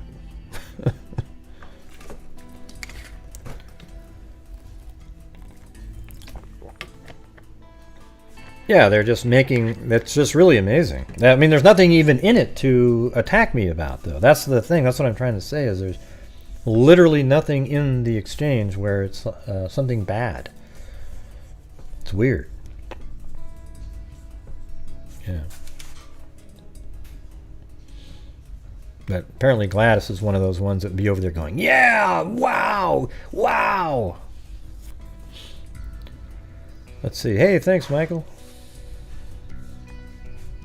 Let's see. Yeah, as a matter of fact, I'll read it out to you guys. I don't really give a shit. You know? Let me show you how lame this is. You gotta do it. Sometimes you just gotta... It's just a side. I got way more stuff to go over. Alright, so this is what the wacko crazy ex-mod said.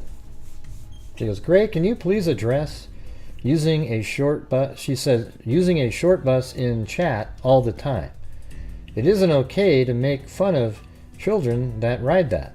I cannot continue ignoring. Thanks. And I was like, she sent me a screenshot of a little, somebody put a bus as an emoji.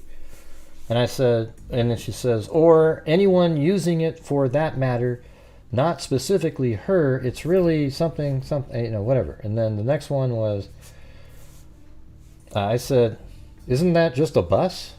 Like I didn't even know what the hell she was talking about. It looks like a bus to me. Hey, thanks, WNC Granium. I'm languishing here. I said, isn't that a bus? And she says, no, they're saying short bus. She has been asked, she even asked previously where the short bus emoji is. And I said, I don't think of that as a short bus, just a bus. And then she says, and they laugh. And I said, oh, well, isn't that nicer than saying, the R word? I say it, I typed it in there, but I'm not saying it out loud, I don't want to do something derogatory. Isn't it better than that, I said. And I said, I think I have said that before. It's just hypersensitivity, it seems. Everything offends everybody these days. I would feel weird addressing something like that with somebody. I understand what you're saying, though. I'm not saying it's okay either, but I think you should just tell her that it offends you and deal with it like that. I don't want to be controlling to that level of thought. I said, why does it bother you specifically so much? She says, it bothers most people. It's horrible. You don't make fun of people with mental handicaps. Okay, yeah, I mean, everybody agrees with that, I think. I don't think people are making fun of people with handicaps when they say that. It's just sort of an antiquated term that somebody, that's still out there. It shouldn't be used, though, right? Well, and I said, well, address it with her next time she does it. I don't have time to micromanage at that level of conversation. Does anything in there sound like really horrible conversation? Seriously. Doesn't that just sound like a normal conversation that you would have about, here's a moderator telling me of an issue, and I'm saying, yeah, well, if it bothers you, handle it the way you feel appropriate to handle it. I mean, that was it. But they're like, oh, man, that guy, he's like this, and he's like... It's crazy. Just absolutely insane people. Yeah, she's been attacking me for 3 years like a psycho. I don't even care about her at all. I don't talk about her. I don't give a shit. The only time I talk about her is right here when I'm trying to... It's just really strange. I mean, this person was removed as a moderator because she decided to be removed as a moderator. That is what she's freaking out about all this time. Like a stalker stalks a person. Never ends. But anyways, I guess looks like you guys bailed me out, right? Who was it up there? WNC Granny. And then it was K-Me. And also American Lady. I would bet that even up above, what's her name? I'm almost wondering if that person came from that community. We might have just found our mole. Yeah. Yeah, so anyway, hey, Gladys, was there anything wrong with how I replied there? What do you think? Anything wrong with that? Yeah, I tried to tell her I was married. She tried to, she gave me her phone number and stuff. And, she wanted to just talk about how to make the channel better, and that's all it was. But, then she never answered. I tried calling her one time when she seemed like she was upset about something and never answered, and that's just where it's been since then. I just don't give a damn at all. But there is a history there with this person, with other women out there. Now, there was a whole website with her on there, but it's gone now. It's on the Wayback Machine, though. Let's see.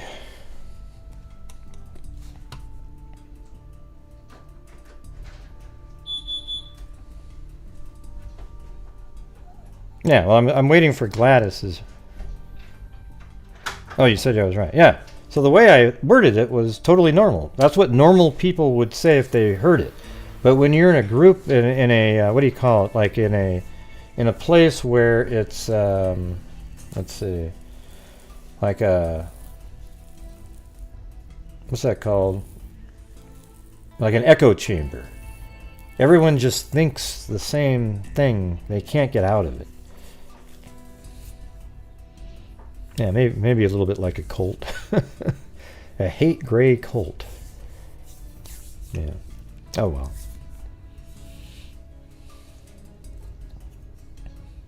Thank you, Kathy Fredmaker. So anyways, let me move on to, I was back, I had to get more, let me get out of my prison cell. Hold on. Didn't even look. I was just reading the comments. So this is 2006 now, which is 10 years later. Let's see what this one says. Today marks the 10th anniversary of the abduction and eventual slaying of 7-year-old Morgan Jade Violi, and investigators are no closer to making an arrest. What's going on? Whoa. Morgan's family is still seeking answers to who may have killed the girl and what happened in her last few hours.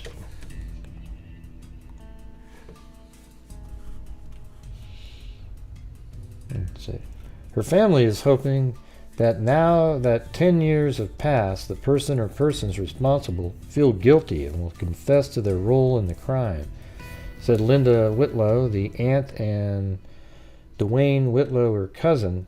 Having someone come forward would give the family a lot of closure, which doesn't really exist, but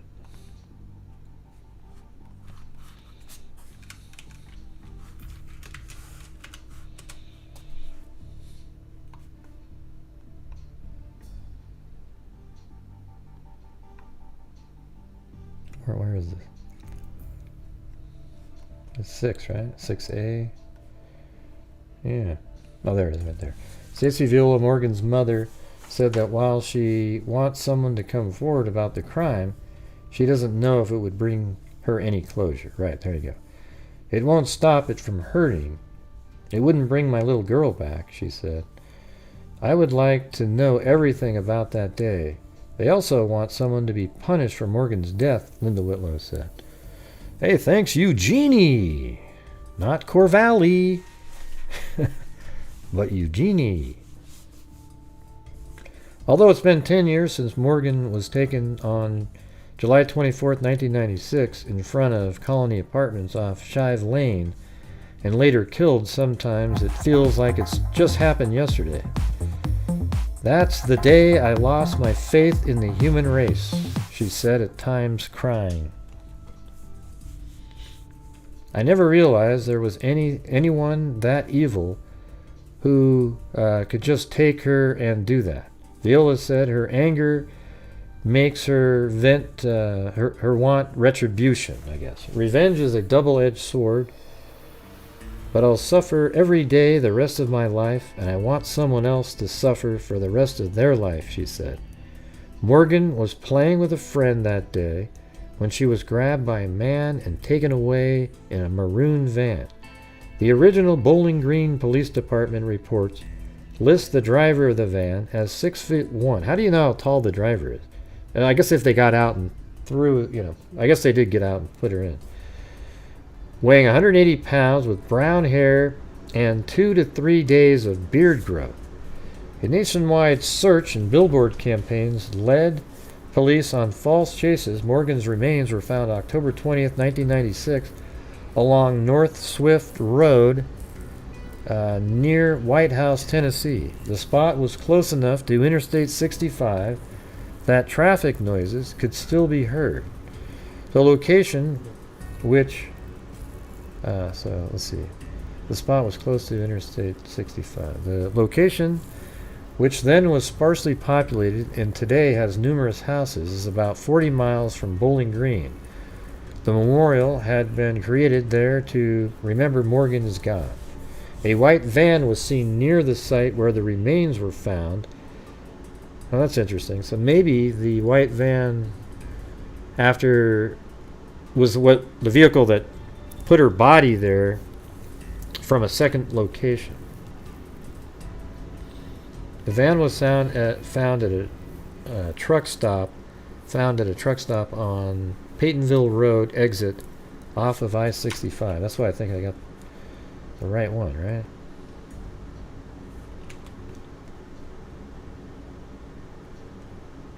Ah, there it was.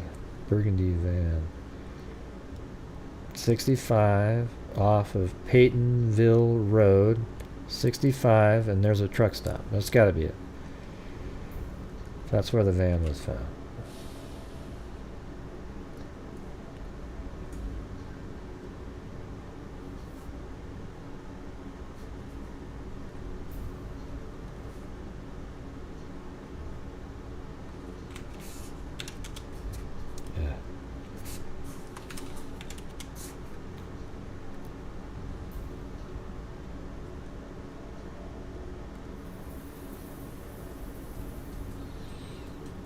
The location, which then was partially populated and today has numerous houses about 40 miles from Bowling Green.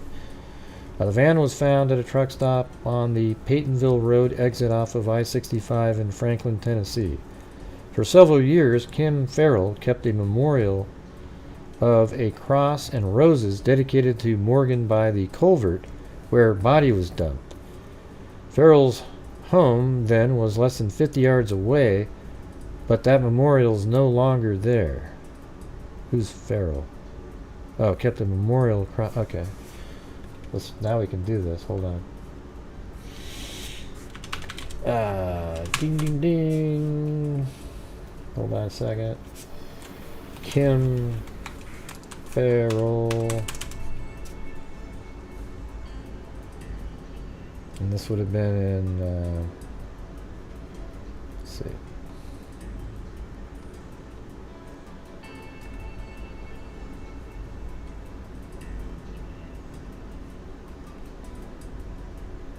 White House, Tennessee.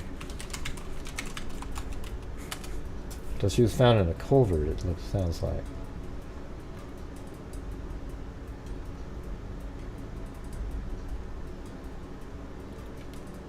Yep. She's almost exact same age as all of them, 56 years old. Look like I'm there, maybe that works better. Alright, here we go. We're almost going to have the spot. No, we won't have the spot because she used a P.O. box. Are you kidding me? Ah, man. Only one P.O. box in there. And it's this one. Can you believe it? So she was found somewhere in here. They set off near Highway 65 though, didn't they? Yeah, there's 65, so maybe somewhere over here. But we don't really know. But yeah, I found her, but it's P.O. box. God, man. Brutal.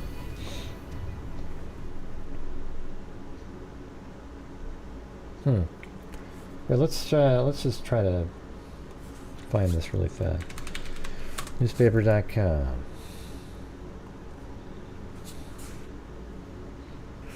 Body found. Actually, what's her name? Again. Kim Farrell.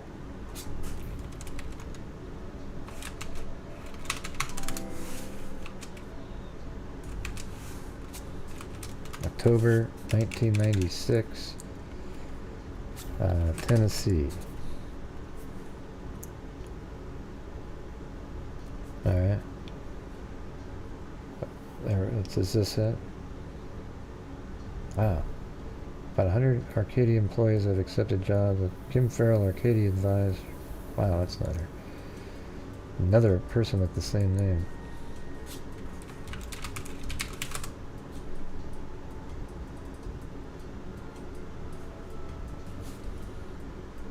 Kim Farrell household. No, that's not it.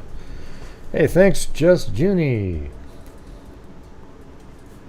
I'm sorry, I'm just trying to do some digging around really fast. Morgan Violi.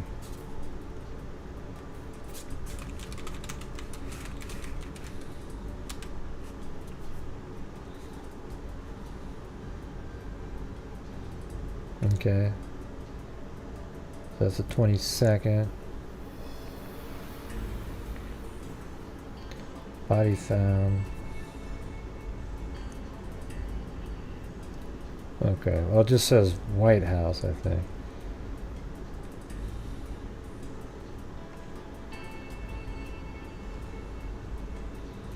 I wonder why they don't have her name in there. Seems like you would say, let's see, body found, Tennessee.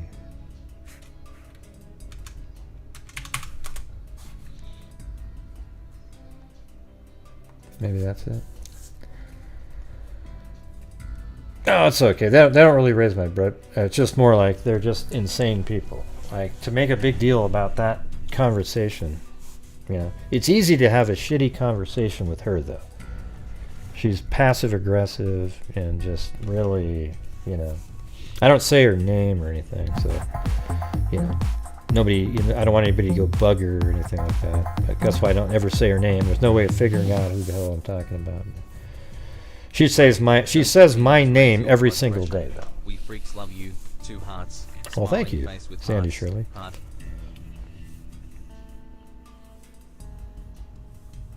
don't know if that's it. That doesn't look like it. So that's the 21st, 23rd. Let's see what this one said. FBI, maybe Bowling Green girl. I think did we read this one already? A mile off Interstate 65 is probably that of 7-year-old Bowling Green. So let's see if it gets in more detail there. The remains were sent. Okay.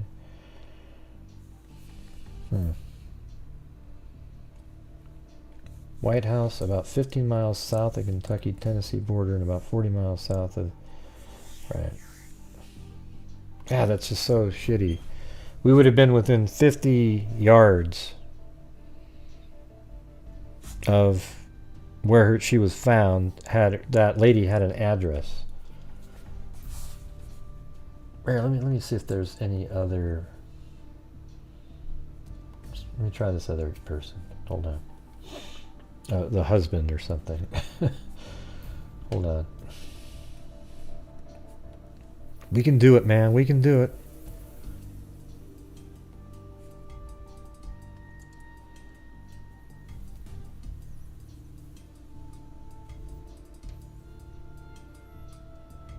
No.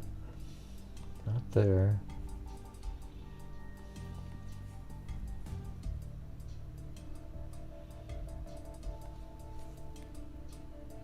Yeah, no, it's White House, Bloodhounder. We've already said that.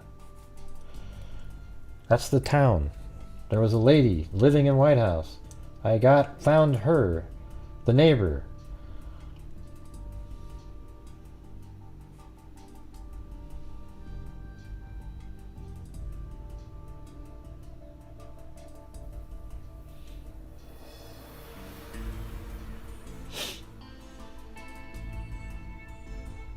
It was just a P.O. box for White House, though, unfortunately. Ah, man, it's just not good. I bet you I could do it if I had a lot of time. Well, you should give up, because I already knew it was White House. Bloodhounder. I've said it 57,000 times. Right. Alright. Oh, you're saying, you're giving me an... You keep typing... Type in a full sentence, then. Or let me look up above. What else have you typed in? North Swift Road. Well, where does it say that? Where does it say North Swift Road in the articles? Or did you look her up on Ancestry? I see what you're typing in now, but you broke up your sentences by just kept typing in. On the other article? Which one? I didn't see it. When you say the other article, what does that mean?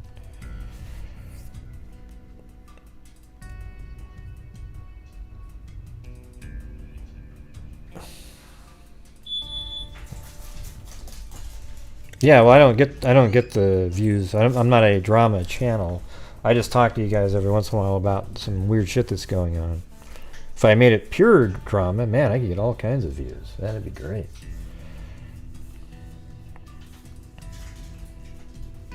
Okay, I don't know. I don't have it listed like the Tennessean or anything like that. You said the other article. Okay, this one right here. This one.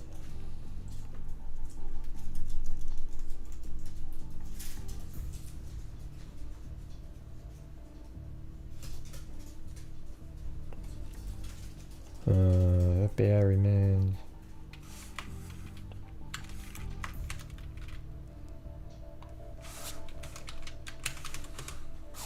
Okay, the word Swift isn't on there. Is it on the next page?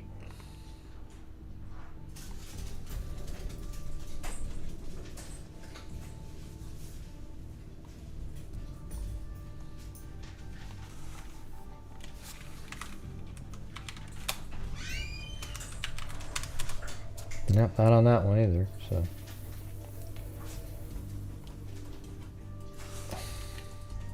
Yeah, it doesn't say that on there. I went to the Tennessean on the date that you said. Unfortunately, it wasn't there. Am I getting trolled again?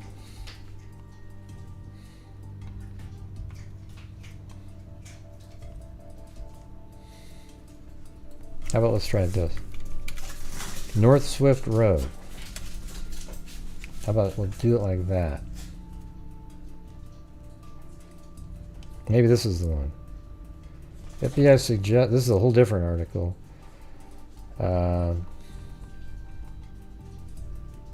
Child's remains found. God, I wish I'd found that one. That's a pretty good one there. So there it is. It's in this article. Whatever. Yeah. I didn't see it in the one that you told me. This one's a good one here, though. Look at that. It has a actual on the street shot there. FBI suggests body maybe Morgan Violi. All I saw was you typed in White House 2 times in a row. And then you said, I give up. And I go, I already know White House. And then I looked up above and saw that you typed in North Swift Road. Alright, so anyways, it says a yellow hair, Barnett Brown, hair found Monday is with a child skeleton remains in Robertson County. Maybe the first clues to what happened to Morgan Jade Violi. Alright, so let's go to North Swift Road.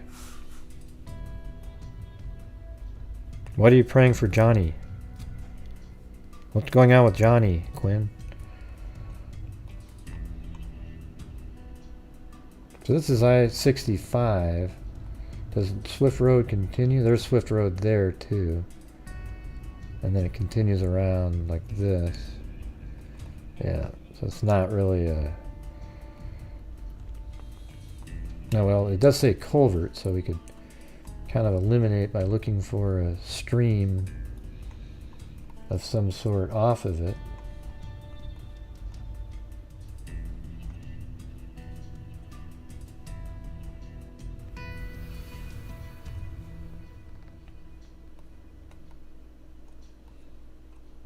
Yeah, there's Sulphur Creek.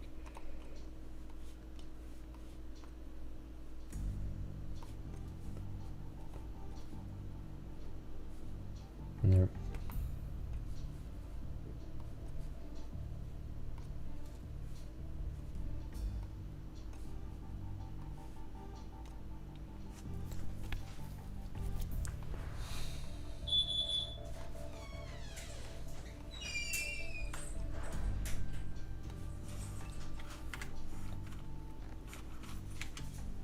So that runs along it.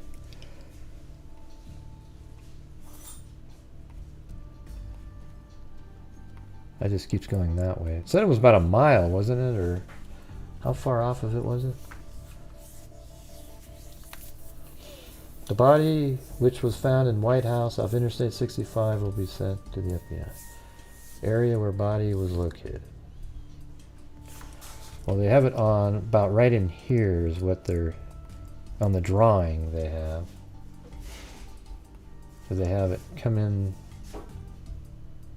Yeah, so they have it like this, and then it kind of comes over like, around like this. So it kind of seems like it's right in this area. Wonder if that's the Sulphur Creek right there. Maybe there's a, but the problem is there's no culvert there because it goes around by the side. But anyways, it's close enough. So let me just move.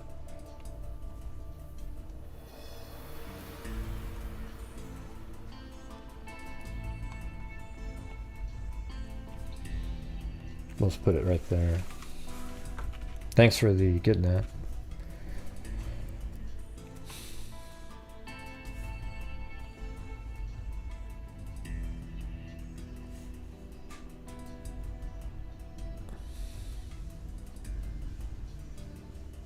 Huh? I don't know what they're saying. I wonder how Johnny Depp is doing. He was found unconscious in a hotel in Budapest, Hungary. Was said to excessive alcohol. Don't know. I don't know. Yeah, we were. Somebody mentioned that earlier today on the Day Show that he was drunk.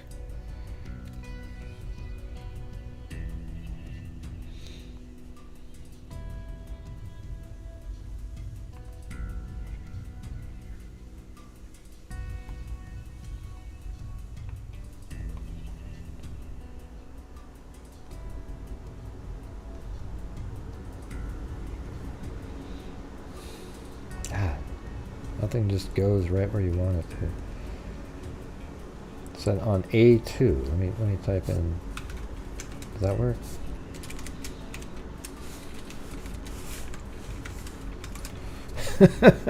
I'm struggling to navigate around here. Like this is.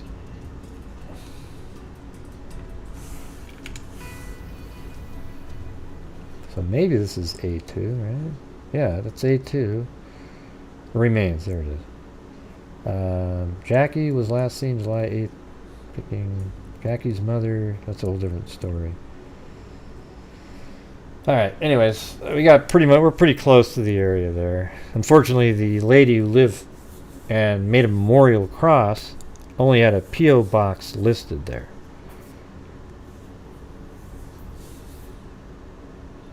Can we focus on the case of this poor little girl, please? Yeah, that's what I think, too. I don't really give a shit about Johnny Depp, I gotta be honest with you. I mean, he's an adult with a shitload of money who can do whatever the hell he wants to do, and if he chooses to drink and get wasted, why do we give a shit? Okay? That's just what he wants to do. You know why? Because he's cute, man. He's good looking. So now we care. If he was an ugly troll, nobody would give two shits, even if he was in the same movies and everything. All right. Can I get an amen for telling the truth? Yeah.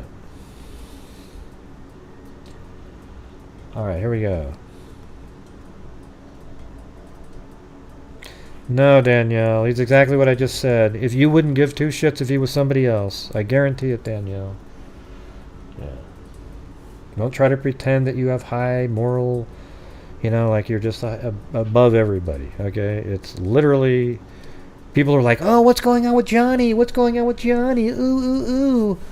The only reason people care is because he's famous and he was in movies and so forth, okay? That's it. And you think he's good looking. If he was ugly, and here's the thing, he probably would have lost that case if he was ugly. I mean, that's the reality. Yeah.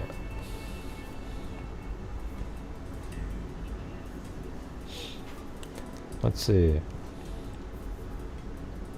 Yeah, he's just, Johnny Depp, all right? Look at this guy. Who does this look like over here, though? My God, look at the haircut on this one. Zozo has to have a ton of lines on this one here. Look at this. That's what the newer sketch looks like. Just a straight bowl cut. You see that? Morgan, who was 7 years old in 1996, was very flamboyant, a very spirited child who loved to dance, said one of her sisters, Nikki Britt. Britt was 10 that year, and the oldest sister, Heather Coleman, was 11. Morgan was the youngest, so she liked to be the center of attention, Britt said. She was the baby of the family.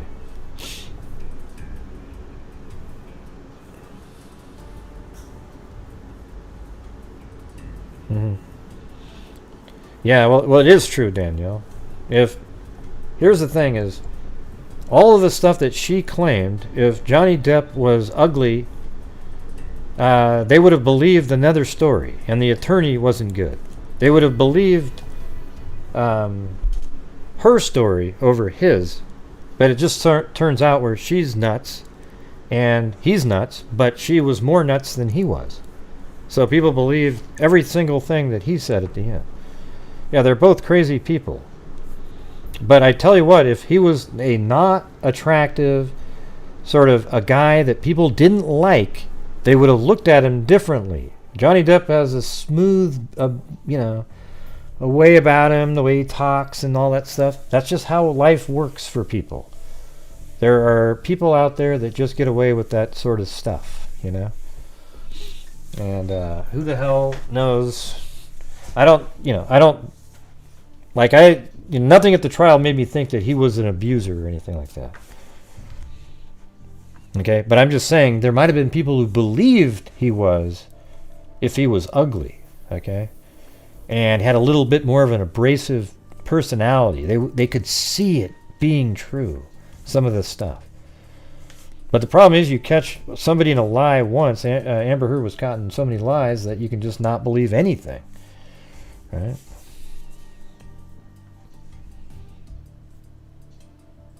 George Clooney used the Floby. Anyways, man, look at this guy's haircut here. Yeah, Morgan was the youngest, so she liked to be the center of attention, Britt said. She was the baby of the family. Morgan liked to draw and do cartwheels in the grass. She did a gymnastics routine for the school talent show. But her vibrant spirit was best captured by her ever-present smile, according to Stacy Violi, Morgan's mother. But it was always her smile. This is a 2022 article. But it was always her smile. She was always smiling, Stacy said. The last time her family saw Morgan smile was a warm July day that year. On July 23, 1996, a maroon 1978 Chevy van was stolen from a home near Dayton, Ohio. A routine incident that drew little notice. The van was soon headed southwest towards Kentucky. So this is interesting how somebody stole this van just to use for this abduction. And then below the facer it says, a person of interest in the abduction of Morgan Violi in 1996 was described as a white male who was 5'7" to 5'8" and about 140 pounds with light brown hair, a muscular build, and tan complexion.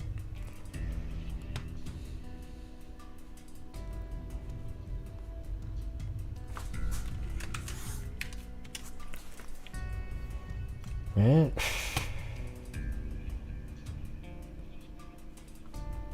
Oh yeah, so this is kind of a...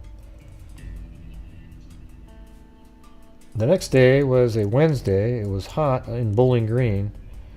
Is there a multiple... I mean, look at that. I think that's the actual van right there. How crazy. Alright, so I guess this is just this one massive... This is just an article within the article. And over here we've got Australopithecus africanus.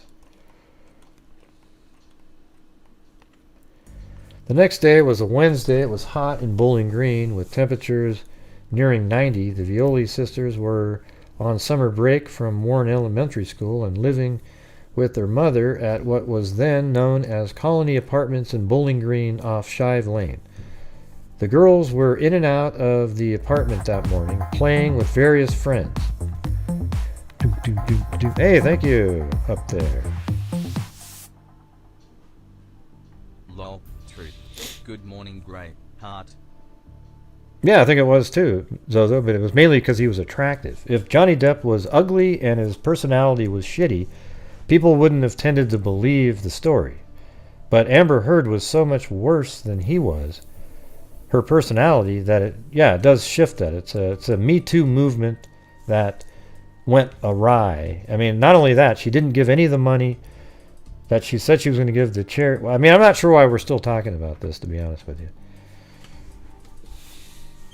It's just an obvious thing. It's, really clear. It's not like something where, you have to think hard about how it would be if he was ugly and had an abrasive personality, but all the facts were the same. It might have been a different outcome for him, but he's not. He kind of was charming with the little smiles, and she's the one that was caught in all the lies, and she didn't give a nickel of the money to charity. I gave more money, like 159,000 times more money to charity than Amber Heard did.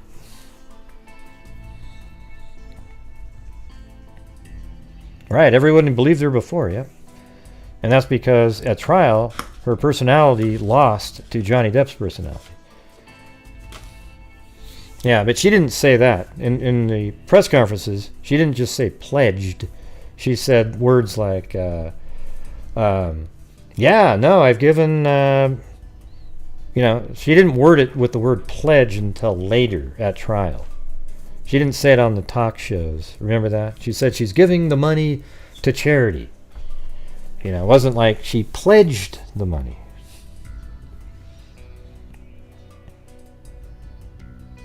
I don't either, Lisa. Yeah, I mean, it was sort of entertaining. It was an entertaining trial to watch, but other than that, it's,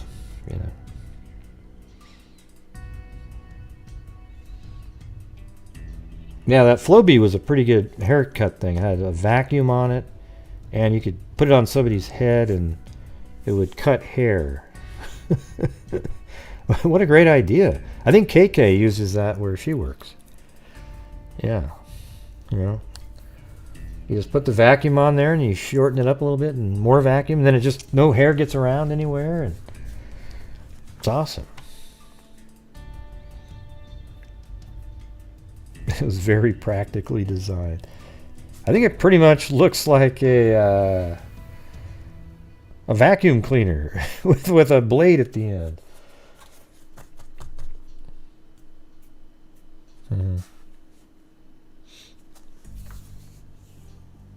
I think the Kavanaugh trial also set it back a long ways too. For the Supreme Court nominee, it was total bullshit what they did to him. Even if you don't like him, what a joke. All right, so here we go. Morgan was technically not supposed to be outside, but the lure of friends and sunshine was strong, and her two older sisters were nearby. As they played, a van came through the apartment complex parking lot, just probably looking for people, driven by a young man around 12:30 p.m. No one seemed to give it much thought. We actually passed the guy in the van and waved at him. He waved back, Brett recalled. But a short time later, as the older sisters were at a friend's house, some people came frantically saying Morgan was taken. There were some conflicting stories on exactly what happened. The friend Morgan was playing with at the time was only 5, but what soon became clear was that Morgan was pulled into the van and it, along with Morgan, were gone. Law enforcement vehicles soon filled the apartment complex's parking lot, and police throughout the region were notified to be on the lookout for the van. Stacy and Glenn Violi were going through a divorce at the time. As neighbors' reports and police swarmed the apartment complex, Glenn Violi also arrived and yelled out to no one in particular. Why didn't someone try to stop him? Bill Waltrip, later chief of the Bowling Green Police Department at the time, was in charge of the criminal investigation for the BGPD, Bowling Green Police Department. He was returning from Louisville when he heard heavy police radio traffic regarding a missing child. He soon joined other law enforcement officials at the apartments. There wasn't much to go on initially, and that's frustrating for everybody. Bowling Green Police asked the FBI to join the investigation. A witnessed child abduction results in, frankly, one of the highest levels of response that the FBI can bring to bear, and obviously this was one of those instances where it was witnessed. It seemed to be clearly an abduction from the moment it happened, so all resources were brought to bear at that point, said Will Kurtz, FBI supervisory special agent for the Bowling Green FBI office. An impromptu candlelight vigil was held at the apartment. Hey, by the way, everybody, if you guys love Johnny Depp and you're really bothered that I don't love him as much as you guys, I'm sorry, but I still love you just as much. Okay? All right, schnookums? I love you guys. I feel exactly the same about you guys, even if you love the guy. All right? And just me not loving Johnny Depp shouldn't make you like me any less, okay? I think he's sort of cool and entertaining, whatever, but if he's going to go out and get wasted, right after he's seen himself at trial on the video, wasted out of his mind, throwing shit around, then it's on him. You guys shouldn't have any extra thoughts. He has plenty of resources to take care of himself, get any of the help he needs, and you get it. I mean, you don't need to be having vigils and joining groups to wonder how he's doing. I'll feel bad, like if he died or something like that, but I don't know him, and neither do any of you. I do, Gray. I knew him. I met him in a... Okay, good for you. Tracy Noel said, he makes a good pirate. Other than that, he's useless. Yeah, he really sucked as Willy Wonka. We know that. Anyway, the abduction made national news, even being featured on the American Most Wanted. Theoretically, it's an area... it says right here, let's see. TV, Morgan, after Bowling Green was challenged given the proximity of the apartments to Interstate 65. So it's interesting that her body was found right off of 65 also. Theoretically, it's an area that even if you are not familiar with Bowling Green, you could stumble upon fairly quickly, Kurtz said of the apartment. 2 days later, on July 26th, the stolen maroon van was found abandoned at a truck stop in Franklin, Tennessee. Without going into details of the evidence found in the van, Kurtz said the FBI was confident the maroon van was used in Morgan's abduction. But there was still probably hair. They probably found her hair in there. But there was still no sign of Morgan, or even blood, I guess. The days passed frantically for the Violi family, but the agonizing wait was destined to continue that long summer. There were a few false alarms. Let's see. Days turned into agonizing weeks, then months. While there was no official identification of the body pending DNA tests, the Violis knew it was her when they found the body.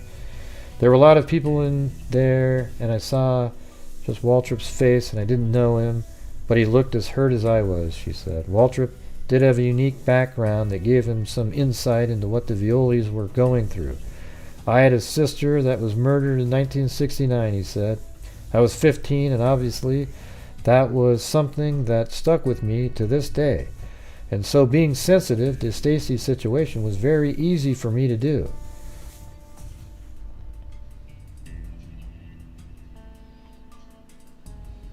Let's see. Yeah. None of the other stuff's factual stuff. They had a $20,000 reward. Morgan was very sweet, caring. She was just a baby. I think people forget that. They forget that. They only think of her as an innocent, a horrible thing that had happened. But I want people to remember, if they ever known her, the sound of her voice, or her fat, itty-bitty, chubby fingers, or how she was so happy to do a cartwheel and barely land on her feet. I just think that they really need to remember her as a person, as a baby. And if anyone has information, to please come forward, she said. I want that person found, Stacy Violi said. There's not anything on God's green earth that the justice system or anyone could do to this person that will equal up to what they've done to Morgan, to me, to my daughters, my family. But finding the person, Stacy Violi said, would give me somebody else to hate besides myself. Anyone with information on the case is asked to contact the FBI Louisville office at 502-263-6000. All right, yep. And then this one's yesterday, but let's just see what it says in here. New at 4, the FBI is offering a $25,000 reward in the cold case murder of a 7-year-old from Bowling Green back in 1996. Morgan Viola was kidnapped from the parking lot of her apartment complex 27 years ago today. Her remains were found 3 months later in Robertson County, Tennessee. Witnesses at the apartment complex saw a white man driving a maroon van grab Morgan and speed off. Yeah, but that would be if her dad died, Danielle. Do you think of Jesus. Do you think of Johnny Depp as your dad? Stolen van was found at a Tennessee's truck stop in That's Robertson County, they have Tennessee. A picture of the van. Even. Witnesses at the apartment complex saw a white man driving a maroon van grab Morgan and speed off. The stolen van was found at a Tennessee's truck stop 2 days after the kidnapping. A different white van was seen near the location where Viola's body was found. The suspect was in his 20s at the time, with light brown. Was found at a Tennessee's truck stop 2 days after the kidnapping. A different white van.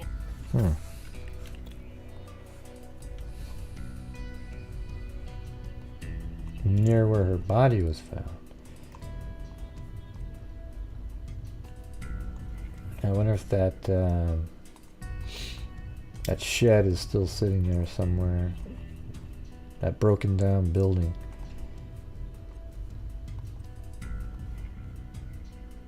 Yeah, it's right on the edge of a...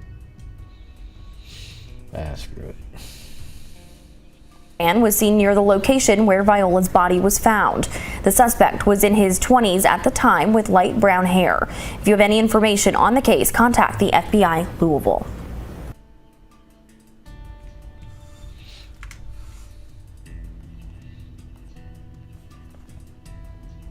Okay, well, that's why I brought it up, because it was a story that the FBI wants help on. So... Man, I mean, it seems like they have a ton of information in that case. I mean, don't they have hairs and fibers out of both the vans that you could just be testing? I mean, you can get DNA out of hair now.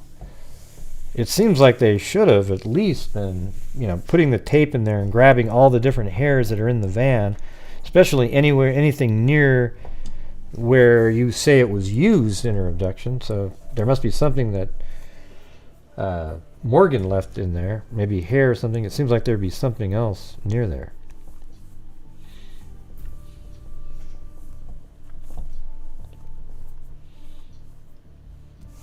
Well, that's sort of like the pastor earlier. He lived 48 years, but it sounded like it was always something that bothered him, but he wasn't going to do it himself, which is really lame. So there's this whole, relief, weight off his back, they said, in that previous case. I mean, what a joke. Really? Why didn't you turn yourself in? You could have took that weight off your back years ago. Instead, you let everybody wonder, and sucks.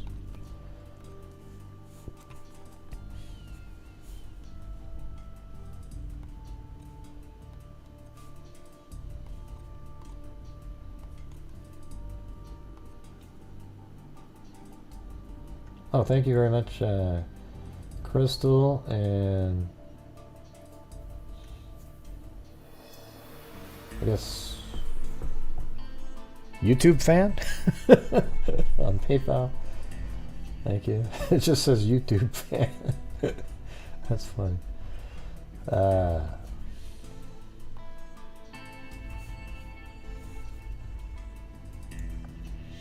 right, we're moving on to this next one here. Actually, I'm just going to play the press conference on this. I fixed this quite a bit. Kelly, Sergeant Casey, C-A-S-E-Y, Kelly, K-E-L-L. Okay, so what this is about is in Florida, there was a suitcase found with a person saw body parts hanging out of a suitcase floating in the water. Then there were 2 more suitcases floating in the water that had the remaining body parts of that person. So let's see what's going on here. Why? Delray Beach Police Chief Russ Major. Thank you. Good afternoon. My name is Chief Russ Major. I'm the Chief of the Delray Beach Police Department, and we are asking for the public's assistance in a recent homicide that occurred last week. On July 21st, we were called to the 1000 block of Palm Trail in the intracoastal waterway where somebody is reporting a suitcase with what was believed to be the human remains hanging outside the suitcase floating within the intracoastal waterway.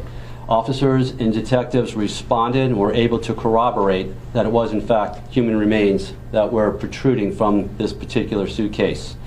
Within a few hours of this particular call, we had received 2 other calls regarding other suitcases that were floating just south of this location. There were 2 other suitcases found within a few hours of the original call.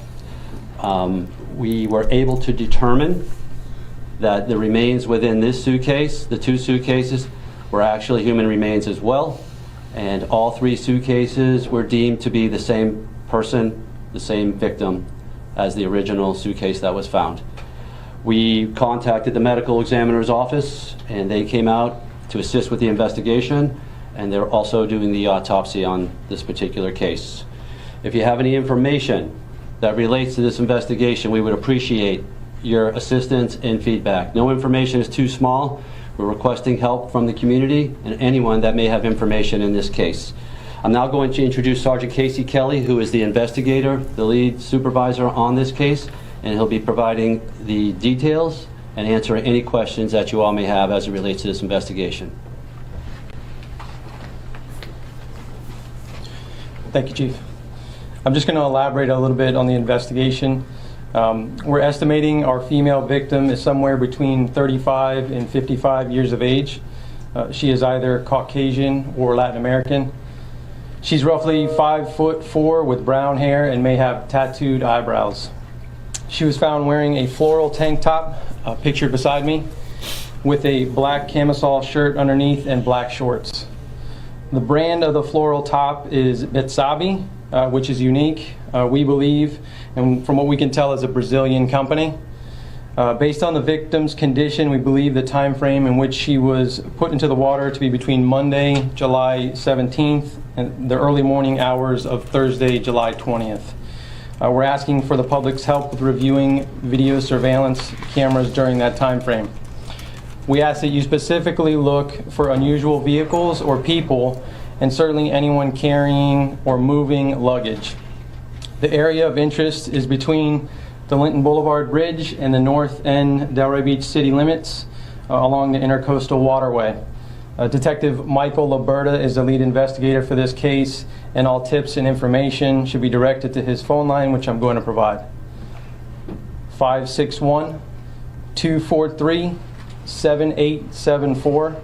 Again, 561-243-7874. I will open the floor up for any questions. Just understand that the case is very sensitive, so I will be limited in my responses. Is there a missing person that would match that description? We are certainly looking into that, but we have not discovered that as of yet. What is your reaction to somebody finding suitcases with human remains? It's certainly troubling, but we're looking into, the investigation is very early in its stages. Is there a reward offered? Not as of yet. Are you considering offering a reward? We're considering all things. How was the woman killed? That's sensitive case information that I won't answer at this point. Were all the parts of her body found in the 3 suitcases, or was anything missing? We have determined that all the parts that we have are of one victim, but I won't answer specifics on which parts we have or which ones were found in which cases. This is quite gruesome. Certainly, I would agree with you. Of a woman's body found in 3 separate suitcases, it's very gruesome. I would agree with you. And so, any thoughts on or any warnings out to the public as to maybe someone could be out there who did this? So from what we can tell, we believe it to be an isolated incident, and that's the gist of what I can provide at this point. Are you also asking for the public's help, and maybe if their loved one hasn't answered the phone, or there's got to be someone missing? Certainly. So we've put out a press release with the initial information on social media, and we did provide a tip line, which again is Detective Laberta's number. So we have received information over the weekend, but we're looking into every single lead.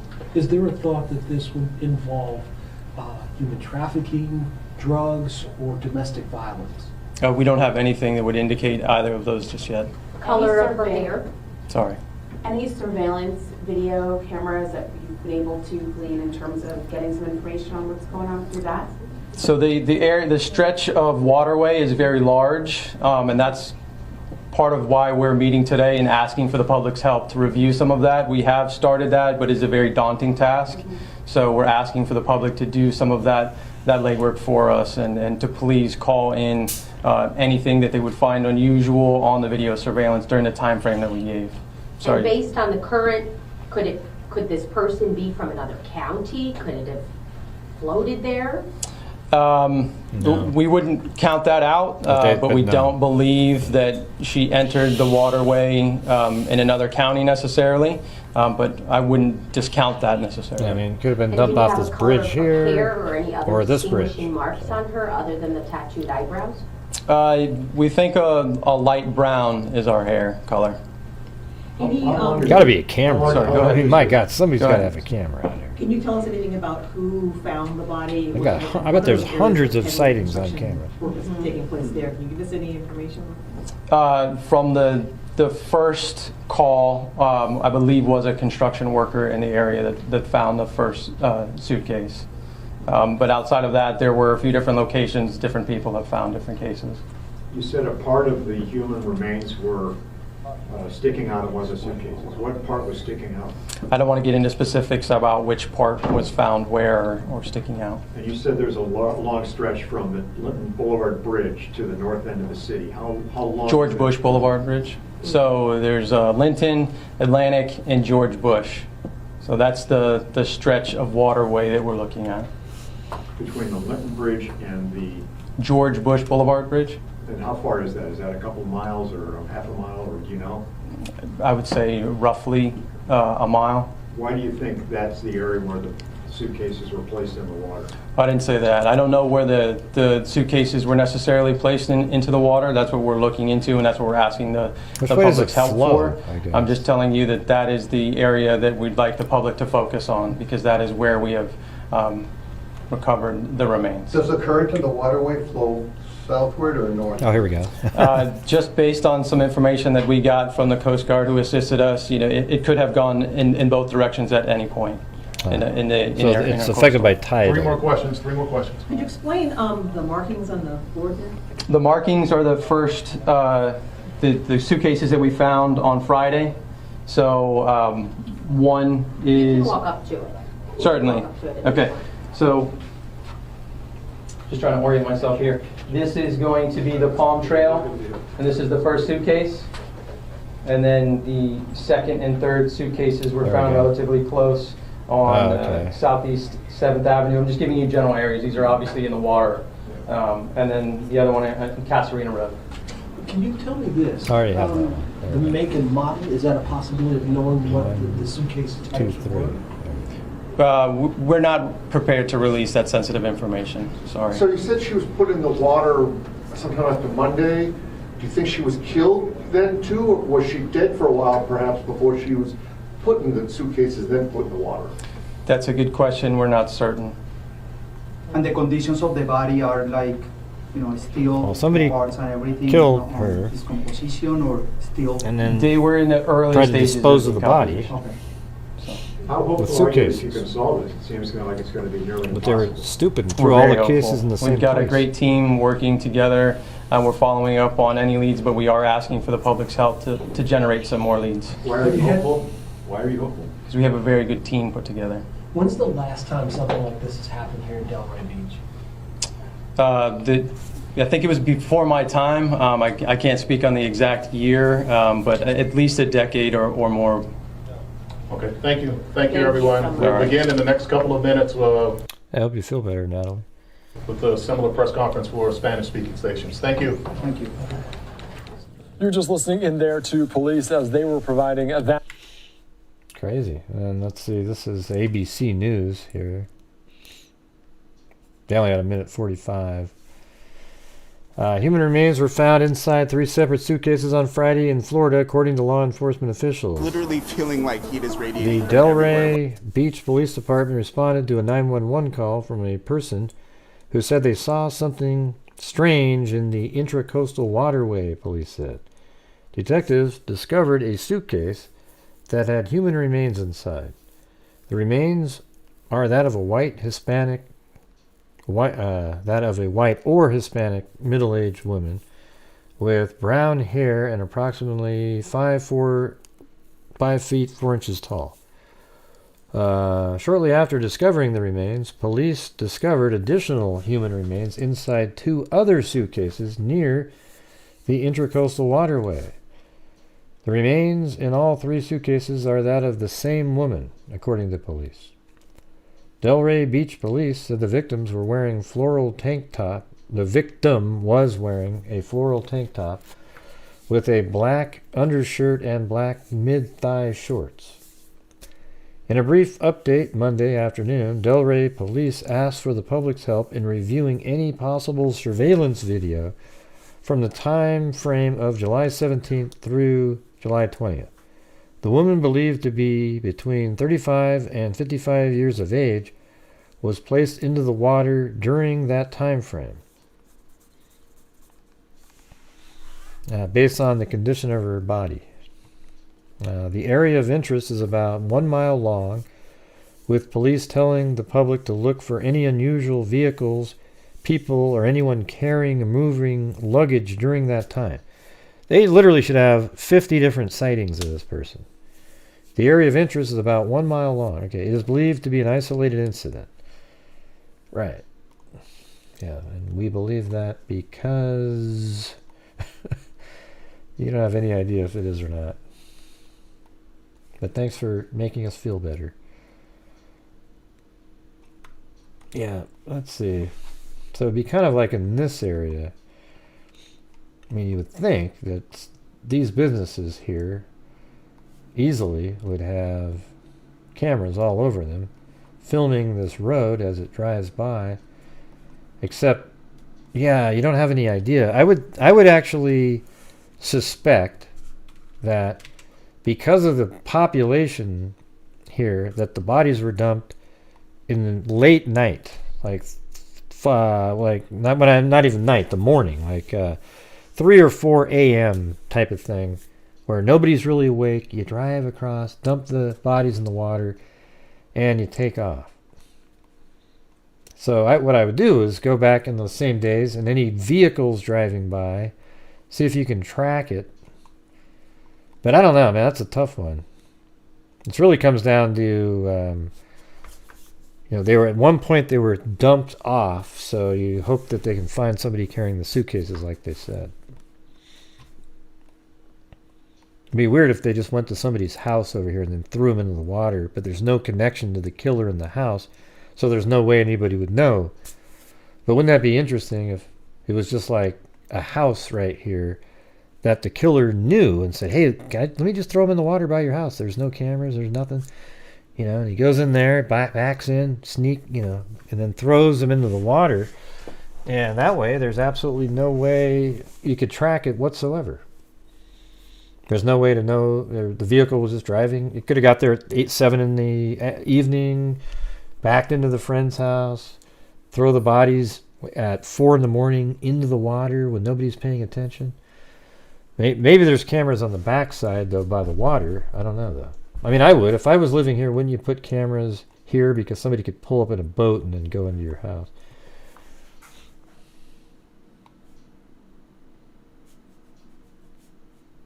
But another weird one, you guys. Another weird one. So anyways, it's died down in here. So what's going on, everybody? I think I'm going to take off here. Barely got over the goal, but we did it anyways. Yeah, well, the suitcases they have, maybe. They also have the dress that she was wearing. They don't even have her identified yet at this point. She's not identified. Yeah, went through a lot of stuff tonight.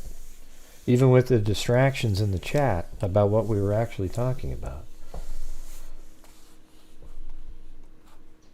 Do you think that's actually sunken boats there, or kind of like... I bet they're not. I think they were moving so fast that the satellite only got a partial image of them on one turn. Just like this right here, see that? That looks like there was probably a boat there right when there was an image taken. That might be there, but...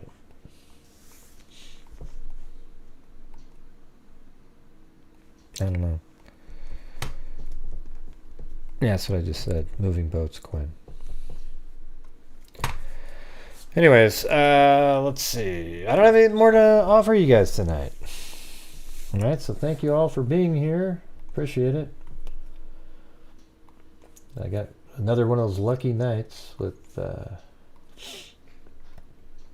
So thank you to American Lady, Texas Annie, American Lady, Julia Morales, Mona L, Caligal 3, Kathy Chapin, Peter Mindy 22, Kathy Chapin, and then Caligal 3 and Miss L pretty much saved the night there. And then Ashy Snow, Lady Lactuca, Blood, and those are both cat eyes there. Lady Lactuca, Bloodhounder, Michelle, or no, it's not. Is that Michelle? And then Kathy Chapin, WNC Granny, then Michael, Kami, American Lady, George Leonard, Kathy Friedmaker, Eugenie, Just Junie, Sandy Shirley, Darrell Greggs, and Susie Sandpiper. And thanks to everybody who helped support the channel tonight.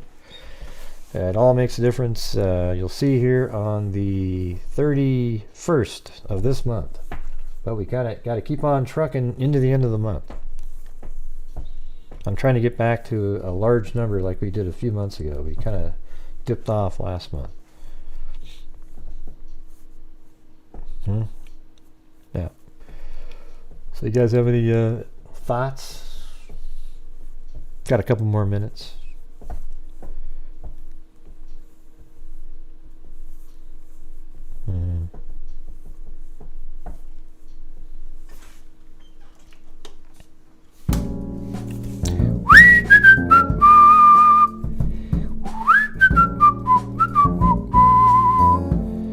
The economy's not too bad.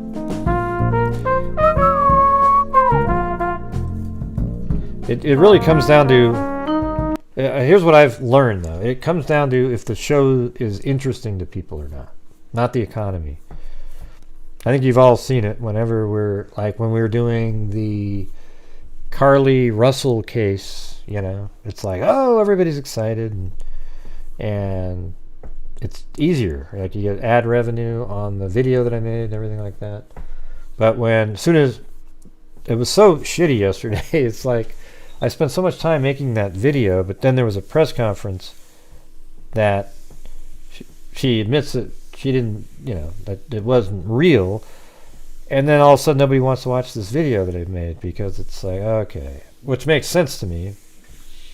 I mean, had it not been the press conference yet, more people would have watched because it's still, she's not admitting it. What's going on here? But it really comes down to how interested people are. I mean, yeah, for example, in the day show, we're doing business and, the show did way better during that show because there's more people entertained and watching something so crazy like that case. So it's kind of weird, and that's why there's people that only cover those kind of cases because they know it financially helps their channel out numbers-wise, not only with subscribers and everything like that. So whenever I do shows like tonight where I'm just sort of covering random cold cases that are solved or other old cases, it's, I like doing them, but at the same time, you sort of get punished for doing them, strangely. Now, what did the attorney made another statement today? What did they say today?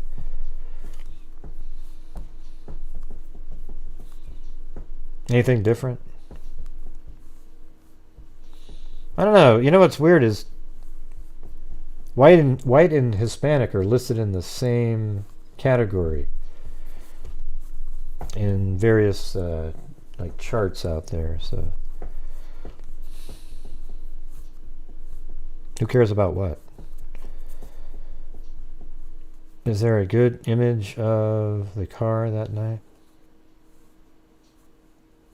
Well, I on that surveillance footage that we went over a few weeks ago, you can see it back there, yeah. I think that's his. I'm 100% certain that is his car. No, we're not going to leave her be like you want us to do, Daniel. Yeah. What do you mean, leave her be? It would have been great if you'd said, she's just a girl trying to get her boyfriend's attention. That would have been cool, but you put it in leave her be. Like, somehow it's okay what she did, and nobody should ever mention her again. Man, you got warped thoughts sometimes. Yeah, if you just left that last part off, leave her be, boy, I could have done the same thing. No. Nothing too exciting, just that they had a good talk with the DA and we'll make another statement once charges are filed. Yeah, so there will be charges filed, and she should have charges filed, and I think she should serve time in jail for doing that. It's such a stupid thing to do. It's not even just stupid, it is almost unbelievably irresponsible to do what she did. Okay, she not only was it like there was this effort to try to get more awareness to black and missing cases. She destroyed that, just like Amber Heard in the Me Too movement. And then you've got, I mean, who would think of doing something like that's okay? No, just leave her be, Danielle. Just leave her be. No charges. Just leave her be, man. Just leave her be. She's awesome, I don't sit here and just keep talking about her every single day. I'm just saying, I'm not going to do shows about, like they did with Zav Girl and all that crap. I don't really care that much. What I'm saying is that she deserves to have a punishment, legal punishment, It should be. I think it should be a felony of some sort. I mean, it's egregious. You know, it's not something. If she had come forward and apologized right away, I would have been. Okay, you know, it's still really bad, but at the same time, she immediately realized how stupid it was. Instead, she's been sort of lingering around, trying to, you know, figure out a way to sort of make it real. Okay, I can't do it. Okay, I did it, lawyer. You tell him, okay? I think if she'd came forward herself, looked right in the camera, and apologized and said how stupid it was, 90% of the people would have forgiven her over just shortly after that. Instead, you didn't do that. You had a lawyer write something and read it out loud. And you just sat around doing nothing. Stupid. Really stupid decision there. Now, it might not be in the future you have her face saying that. Maybe it would affect a job or something. But I think everyone's going to know who she is regardless. So she should have just done it and people would have respected that she apologized. I think it's pretty obvious. So it doesn't bother me. I mean, it seems like at this point, the YouTubing and everything, there's no more points to make about it. It is what it is. So she'll get charged. I'm sure I'll update it and say, here's what her charges are. And we'll all be frustrated. But she should get charged for stealing too, right? She stole the robe and, you know, toilet paper and money, likely, out of the cash register. Yeah, it should be a felony. Well, she stole, so that's a felony, right?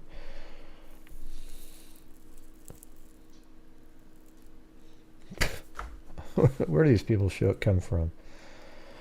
Oh, God.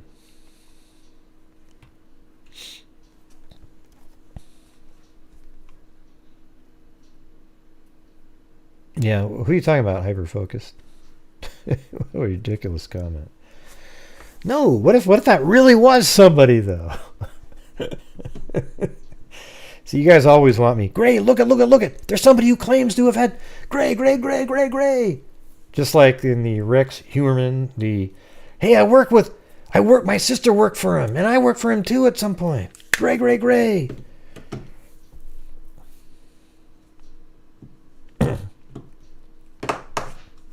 I think if you steal $100 and anything from a business, it should be a felony. Well, maybe not. Like you steal a Snickers bar, maybe not. You know, I guess there should be a limit. How about you tack on, maybe when you commit a misdemeanor, let's see, you commit a sub-felony in the commission of committing another sub-felony, then or whatever you want to call it, then it becomes a felony. Because she's done so many things. She stole money from her work. She stole a robe from her work. She then does a false 911 call and spends thousands. Shouldn't that be stealing the money that was spent on looking for her? And what about the fund that they built up? Isn't that sort of stealing money? Because, you know, that it wasn't real. Yeah.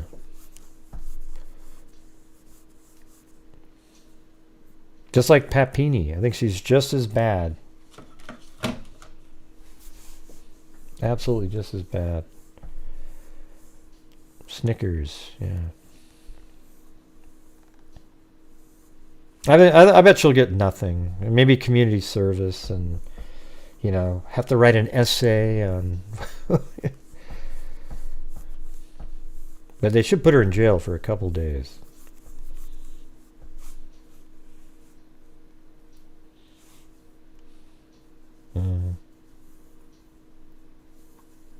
Right. Yeah, because if you steal a Snickers bar, that wouldn't be a felony.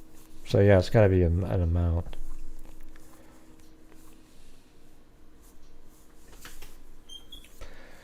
I think that'll outrage people if she doesn't get anything that's any slightly harsh. I think she should serve a few days in jail. get like a $20,000 fine that she has to pay off, and she has to make a public apology in front of a camera, and that's about it. There you go.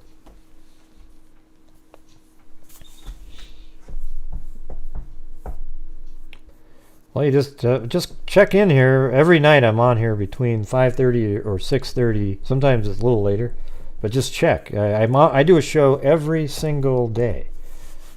All right, so it's not like, oh, I need to be notified. Just come in here just look around between 5 and 7 o'clock. If you're not notified, just check in here. I do a show every single day. There isn't anything confusing. What do you think of the Idaho file? I don't know. It just means that he wasn't able to. He didn't put out an alibi. Doesn't mean. I think they're looking to try to find an alibi, but he doesn't have one. He can't present one, which means that he is, puts him in the realm of doing it, right? He doesn't have an alibi. He wants to interview people. That's why they're going to try to interview people like Bethany Funk and all them to see, hey, did he look like me? Look at him. Does he look like that? Well, how about you show Kohberger when he had the long eyebrows?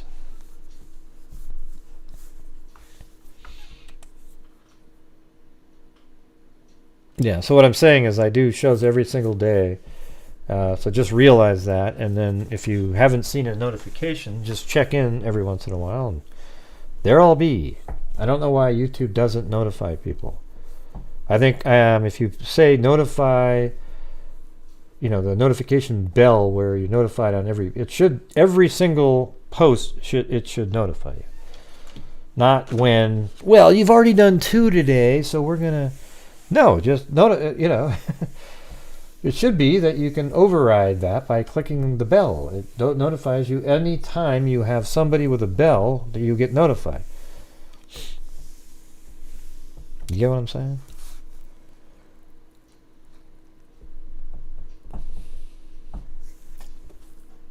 Oh yeah, Sandy. By the same family sometimes means I'm. Oh yeah, that's okay. Yeah. But if underneath the video, I don't know if you've ever done it, but let me just show you at the beginning. Watch this. So this is how you have to do it. See that little bell? You hit all. So how come YouTube doesn't realize that all means every single time? Doesn't mean 3 times a day. Yeah, so all, right there, the bell underneath. You might have to unsubscribe and do it again, but you hit that and then all. Okay, just keep watching. Have it memorized. You don't just hit the subscribe button and take off. You hit the one that's all there.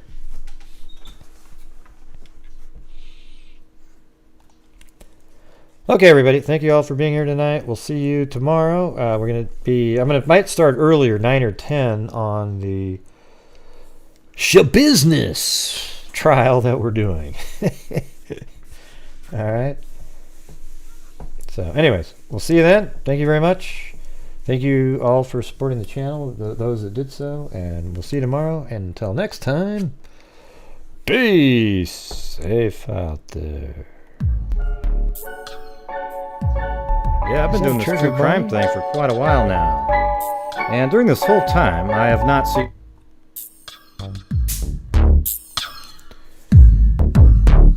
I'm liking that.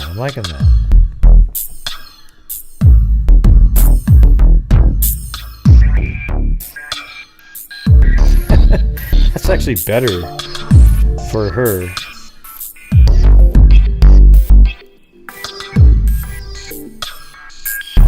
Thanks, Paulette. Yeah, I thought it was a pretty good show.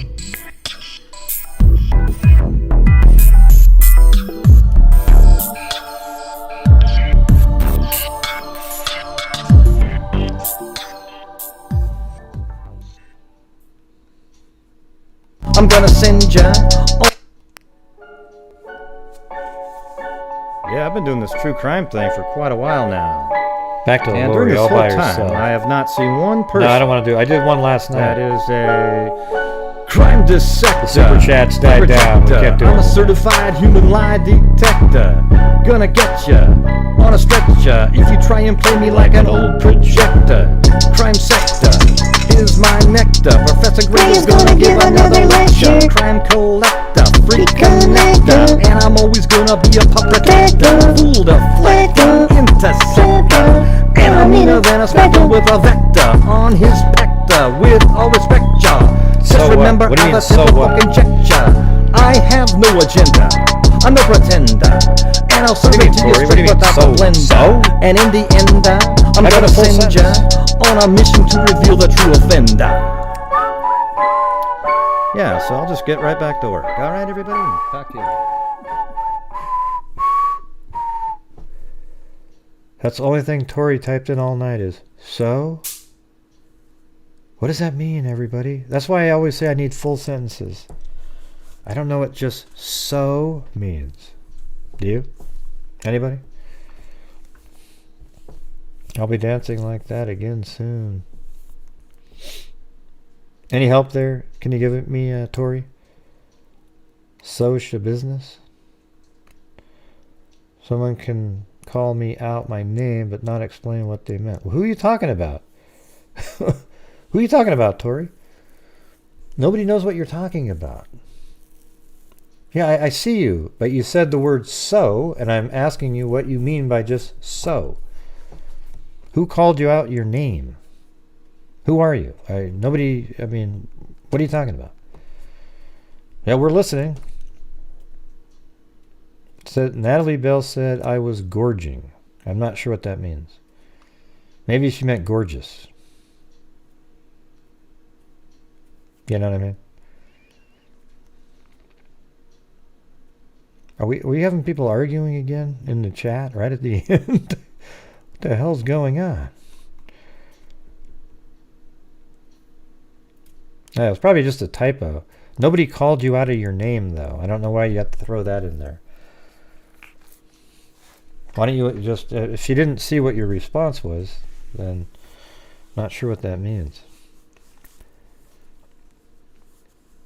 Yeah, but maybe she just said gorgeous, you know? Hey, next time, Natalie, don't say anybody's gorgeous, okay? Don't compliment somebody.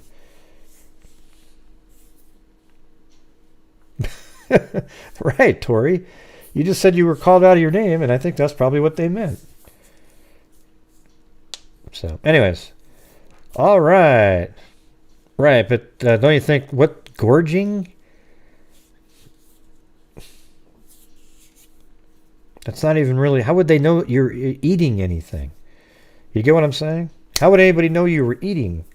So if she said, you're gorging, how do you know? I'd be more like, wow, what a stalker. You have a camera outside my house? Yeah, I was just stuffing a pizza down my face. Right. So what you could do is look at it and go, what else could that mean? Oh. Listen, everybody, as Paulette Leonard has just pointed out, there will be no more compliments given on this channel ever again, lest they be misconstrued.